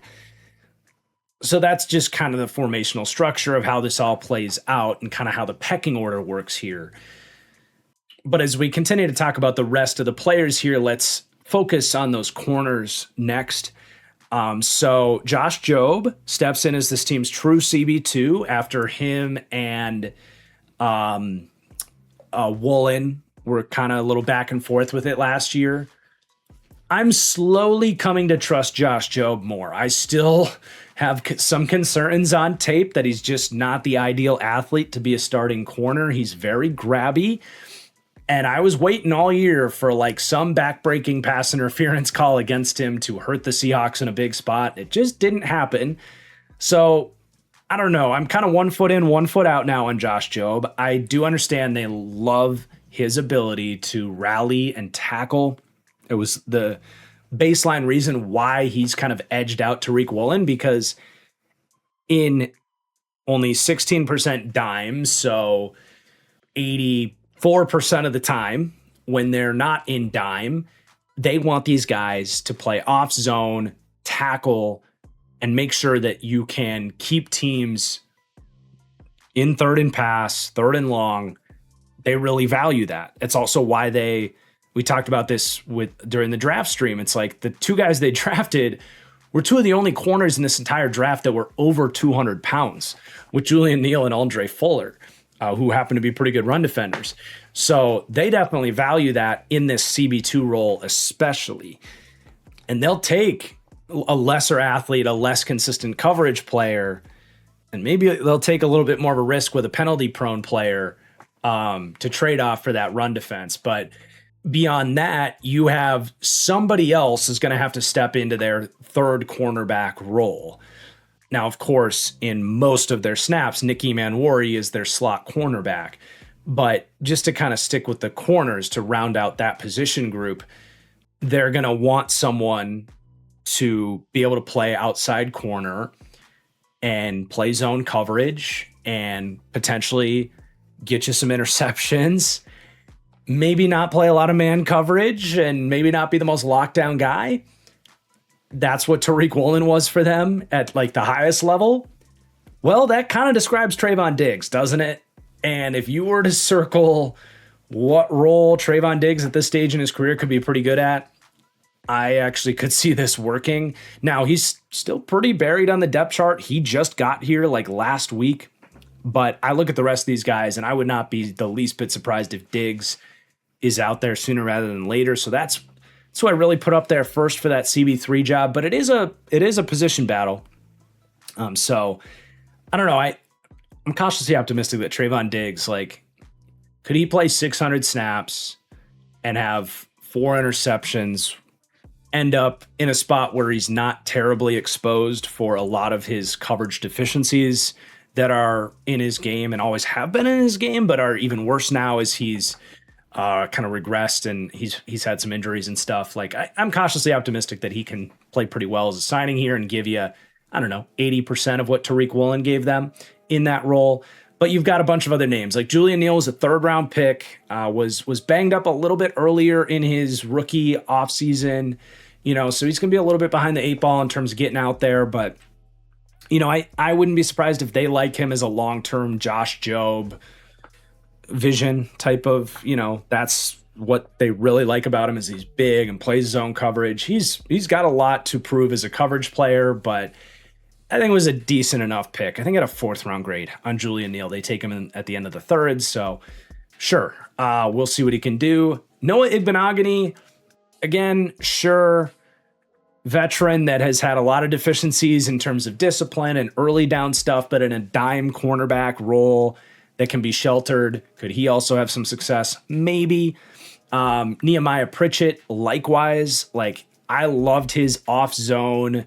He reminded me a lot of Rasul Douglas on his college tape, but he's even faster. Like, he hasn't played a lot here, seems to be buried a little bit, but maybe he surprises. He was a 5th round pick in 2024. Andre Fuller, while he was physical and you can see what they like about him there, he was much more of a bump and run corner from what I watched in Toledo. So I think the zone stuff, he's probably going to be a little bit behind the learning curve there. I didn't watch Michael Dansby, so I don't have too much to say there. He was a 7th round pick, so, a flyer there. It's one of these situations where you don't feel great about any individual piece here, but you look at it and you're like, well, it's a small role for the defense anyway, and they're all decent depth pieces as far as backup corners are concerned. I kind of like where they're at with that collection of guys to play 20% of the snaps, if everybody can stay healthy here. We'll do Terrion Arnold last, honestly. Let's go to Nicky Manwari, who's kind of in his own bubble as the star role, but he's not just a star role. He is a star player. Like, he is an ascending superstar. The fact that Seahawks fans got Cam Chancellor in that era where he changed the game once as a quasi linebacker safety hybrid, the idea of the bandit linebacker box safety, like, it happened once with one of the sickest players in the league. And then you just take a 3 off the jersey and get another one in Nicky Manwari, but in a different style. Like, Manwari is more of a slot corner role in this defense, but it's all the same idea where you have a guy that can be a physical presence while also covering. It's just hard to find these guys. And the Seahawks did a lot of proving me wrong last year. Nicky Manwari was another one of these guys. And at least in this case, I said it the second they drafted him. Big reason I didn't like Nicky Manwari was South Carolina had him playing deep safety. And that's just not his game. He's stiff. He doesn't have great coverage ability as a deep safety. He was over aggressive with his angles, found himself out of position, had some ugly moments as a tackler. I was afraid someone was going to take him, play him as a deep safety, because that's what he did in college. And he wouldn't live up to his potential. But the second Mike Macdonald got him, and I looked at their secondary and I was like, well, they don't need him as a safety, but as their Kyle Hamilton, that's perfect because that was what Nicky Manwari did well. So at least I said it like on draft night. I was like, great, I get to be wrong about Nicky Manwari, who I was kind of hard on as a draft prospect. But needless to say, this was a hell of a draft pick. And the crazy thing is he missed like the first, 8 weeks with an injury. If he was healthy all year, he might have won Defensive Rookie of the Year. He just might have. I mean, he made that big of an impact and filled such an important role in this defense. It's not like this defense wasn't playing well without him, but with him, oh man, it opened up a whole nother can of worms. And he's just getting started. I mean, he's only played 17 games in his career. 15 of those he started. So he came back a little bit quicker than I maybe was suggesting. He came back week 5, wasn't starting in that game, and then was starting by week 6. So it was about the first, 30% of the season. But anyway, man, he's just getting started, and he isn't perfect yet. Like, there's definitely moments in his zone coverage tape where like he's going to need to learn risk assessment and route development and take stuff away more consistently. He did miss like 12% of his tackles. I think he can get that down. I do. There's just so many little moments that like he's going to be able to watch his tape, understand his role, and just get better and better and better. But, we talk about Derwin James and Kyle Hamilton. Nicky Manwari easily could, by this season's end, be in that breath of like football player where, especially in like a Kyle Hamilton's case, like we talk about him as probably one of the 25 best players in football. We're not there yet with Nicky Manwari, but he could be by the end of the season. And I think we've done a good job in this video too of breaking down the schematic advantage that he brings to the table. The fact that they can play a base nickel and the pairing of him and that interior duo, the fact that they can just live in that and not care if you're the Rams and you come out in 13 personnel and you're like, all right, fine, do it. We're going to stay in our defense and you're not going to tell us what to do. That all comes back to Nicky Manwari being as special as he is. One thing that I just want to give him credit for, too, that was even more of a pleasant surprise for me that I didn't necessarily see in his college tape. He was much better in kind of like every defensive back is going to end up in like panic mode, basically, where your back is turned to the quarterback, the ball's in the air, you got to cover it. In this case, it was like Justin Jefferson and like teams were trying to get their best wide receivers on him and see if a 225-pound rookie slot corner could handle it. And his ability to like get his head around and find the ball. He was only penalized twice. That was a real pleasant surprise for me because, it didn't happen much at South Carolina where guys are actually getting behind him because he played so much deep safety. But there was actually a couple reps on his South Carolina tape where the ball would be in the air and he would just like take guys out before the ball ever got there. He was so much better in terms of ball skills than I expected. So it wasn't just the roll usage. There was a part of his game that surprised me. But yeah, man, he's sick. Now, as we go to safety here, I do want to at least like mention D'Anthony Bell. I would imagine they brought him in with the vision of him being the backup to Nicky Manwari. And he was here last year, to be fair. But they didn't really use him like Nicky Manwari. So I don't know if they have different plans now that role has been kind of cemented here or what. He did end up playing free safety a bunch in one game. But D'Anthony Bell, like 2 or 3 years ago, was a really fun box safety in Dan Quinn's defense for the Cowboys. So I do like D'Anthony Bell as a backup to Nicky Manwari if they needed a start, if Manwari missed some time. But with that, let's talk about the safeties here. So you got Julian Love, awesome starting safety, who actually missed a lot of time last year. He came just short of being eligible for me to list him as an addition. He played in 11 games last year. But yeah, that's in some ways a hopeful upgrade. Now, he was healthy down the stretch, but he missed like the middle half of the year. And he's just a great player on the back end. He's a former corner with really good range, great instincts. He took a step down as a tackler last year, but he's been really consistent in that sense. Perfect split safety style, safety. And a lot of those guys are converted slot corners, just as his running mate last year, Kobe Bryant was. But excited to see him back, fully implemented into this defense that has kind of figured it all out. Now, the other safety is obviously in flux. They had Bud Clark kind of in the mix here. Second round pick, maybe trying to beat out Ty Okada. And just maybe at the precipice of him maybe doing that, he goes down for a large chunk of the season.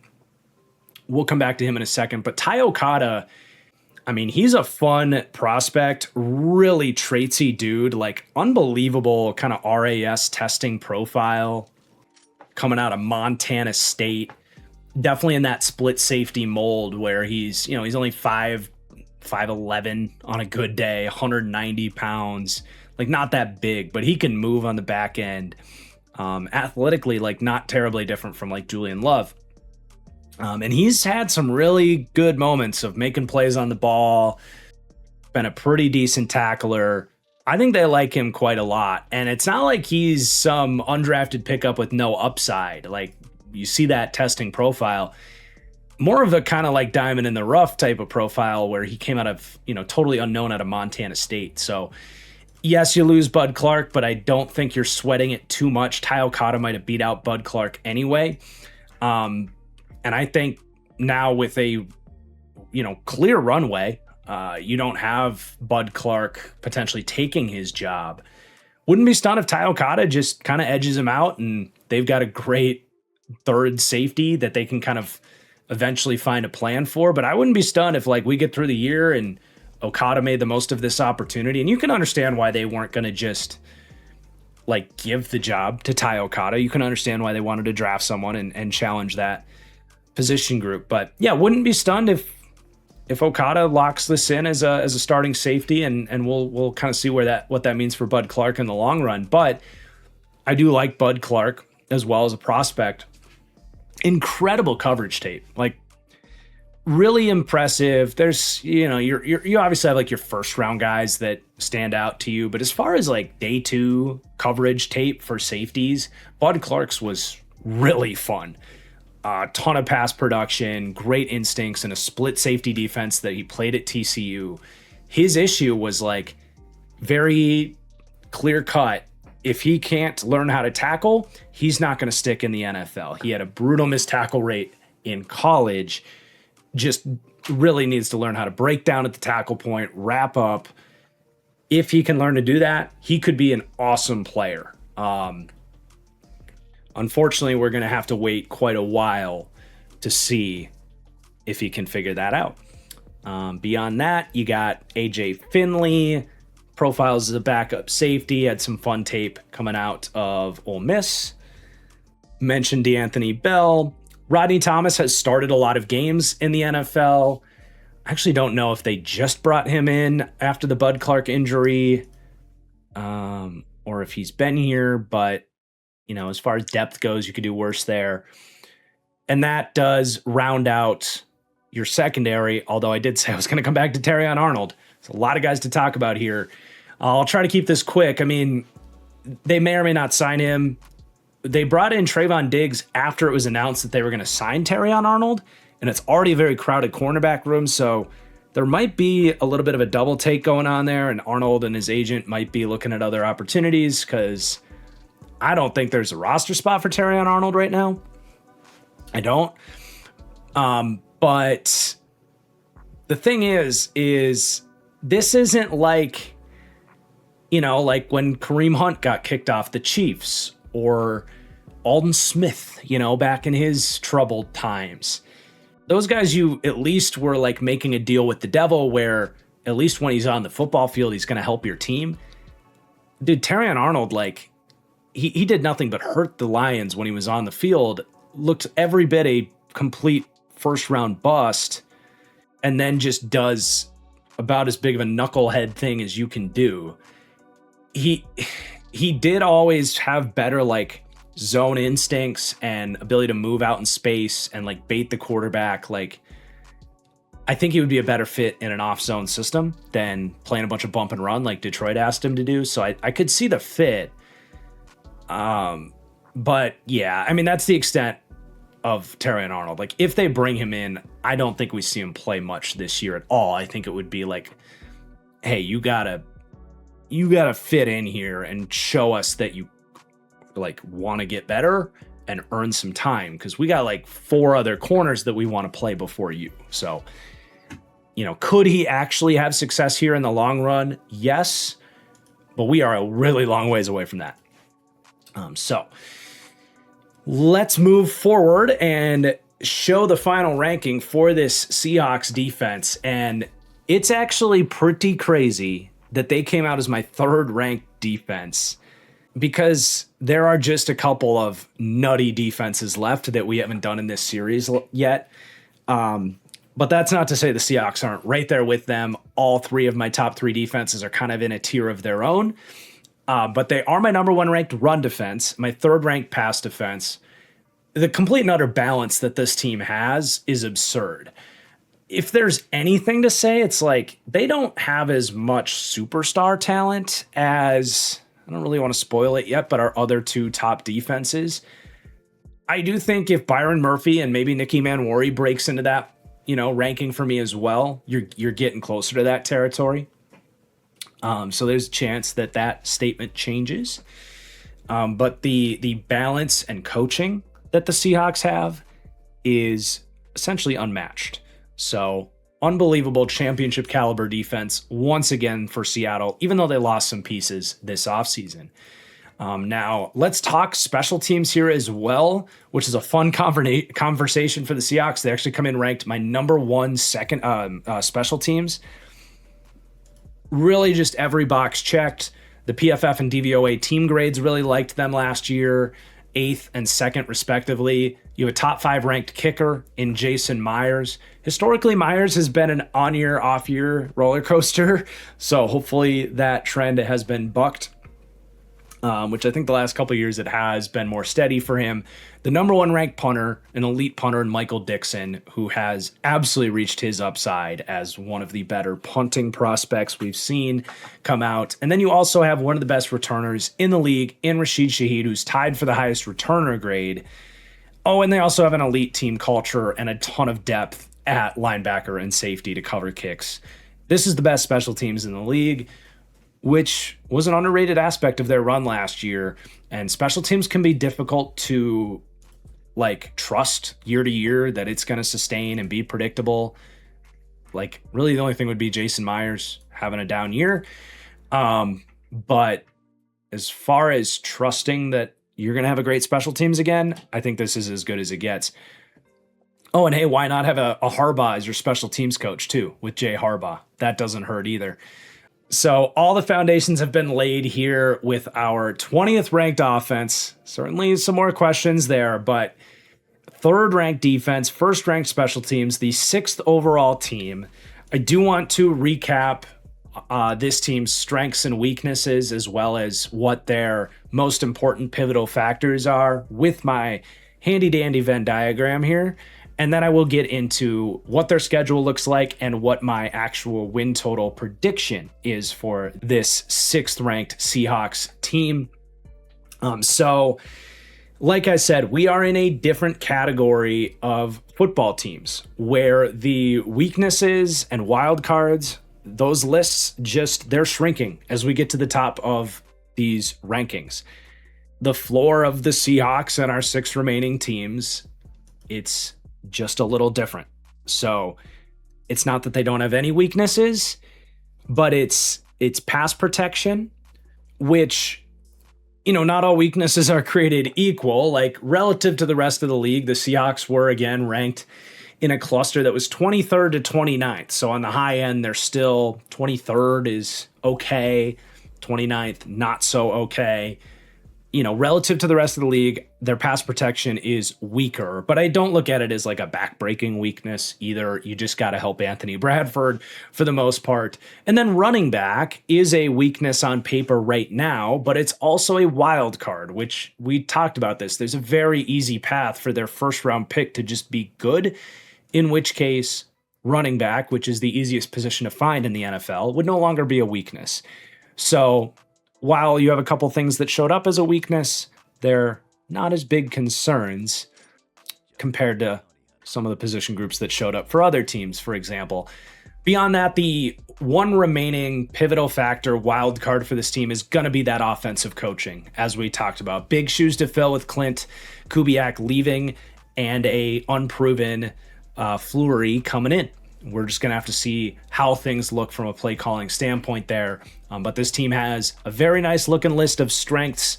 On offense, it is most prominently weaponry there as a strength. You could argue for quarterback, I suppose, but mostly weaponry with Jackson Smith and Jigba, most importantly, being this team's big strength on offense. And then it's everything related to the defense, the D-line, the linebacker, the secondary, and the coaching, all either top 10 or elite in the case of the coaching, and even got to put that special teams in there as a strength because they are able to weaponize that special teams with the returning and the field position, especially with Michael Dixon. It's a special teams unit. But let's look at this Seahawks schedule. And when you're better than most of the teams in the league, your schedule naturally is going to start to look a little bit easier. Now, they are in a tough division, so they're going to have some slugfests against the Niners and the Rams. Obviously, two of their last 3 games are against the Rams, which is, you would think that's going to decide this division most likely, unless the Rams are just, 14-0 at that point. But they, I don't expect much of a Super Bowl hangover for Seattle. Like, they get New England at home with that rockin' crowd. It feels like, the Seahawks already have a great home field advantage, but I feel like the banner reveal crowds, like those teams have been really hard to beat week 1. So that's gonna be a tough game for New England. And then you get Arizona, Washington. You get Arizona again week 9. You have some tougher opponents in there, but most of them are at home. Chargers, Niners, Chiefs, Bears, all at home. You do have at Denver in there. But then even week 10, you host the Raiders, the Clint Kubiak revenge game. I don't know how much revenge he's going to be getting there against this defense in Seattle.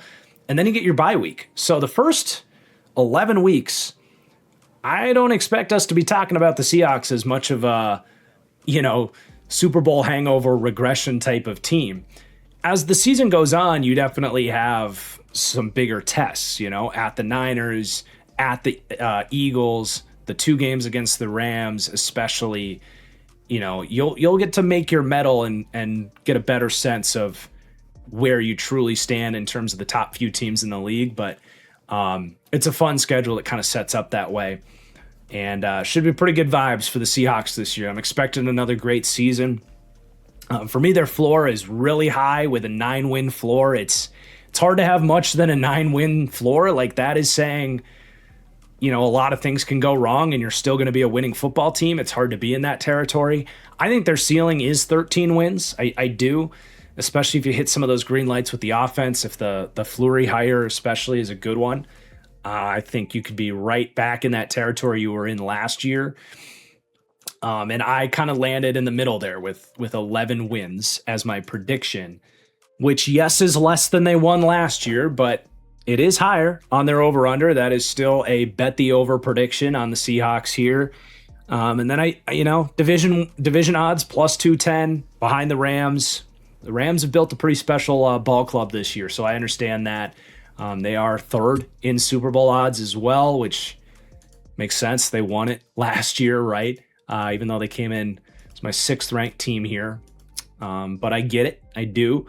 We've seen them do it. And I think that matters if you're betting on the team. Now, one last section for this deep dive before we get out of here. My team superlative awards. So for team MVP, I got to give it to Jackson Smith and Jigba, mostly because I feel like I'm probably being held hostage by JSN fans for the next 3 or 4 years, just because I didn't imagine he could become this good of a player, and he clearly has. So I'm going to keep giving him his credit where I can. But I will say Byron Murphy has potential to be this team's MVP if he takes the step towards his upside that I think is possible. So I wanted to give him a shout out there. The biggest wild card is definitely Brian Fleury. We've beaten that point into the dirt at this point, but I don't think that's controversial to say. And then breakout offense. This one was really hard, honestly, especially because I'm not picking rookies, and Jadarian Price would be an easy pick there. I don't know that there's a lot of pass catchers or offensive linemen, like, maybe Gray Zabel, but he already got a lot of credit last year. Sam Darnold, I don't think really has a lot of like breakout narrative left. So I really struggled with this one, but I wanted to pick somebody and not just leave this blank. So I guess I'll go Elijah Arroyo.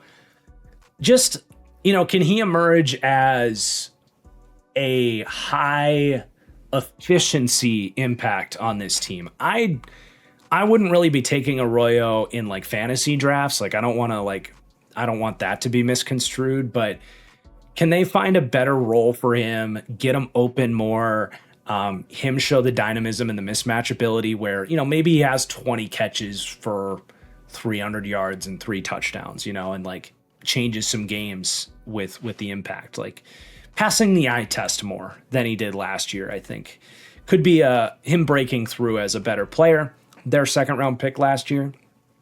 But breakout defense, I got to go Byron Murphy. Not going to keep making the same points about him, but just copy and paste everything I said about him in the D-line segment. I'm a big fan.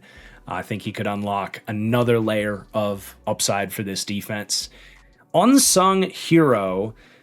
So I originally had AJ Barner, but after talking about the D-line, I think I'm actually going to go with DeMarcus Lawrence because he is such a big piece too to like get them to 3rd downs where Mike Macdonald cooks as much as he does. So you kind of got one offense, one defense there with Barner and Lawrence. And then fantasy MVP, this has become a lot easier since I published my actual redraft fantasy rankings on my Patreon. I can just go through and see who I am higher on and hunt for value. And in the case of the Seahawks, Jadarian Price was the guy I was highest on compared to consensus average draft position. Not by a ton, but by 5 spots. He's going as RB28. He's RB23 for me. So consider myself a Jadarian Price believer here in Seattle. But that is going to do it. Thank you so much for watching. Seahawks fans, let me have it. I get it. You're the defending champs. You don't deserve to be ranked as low as number 6.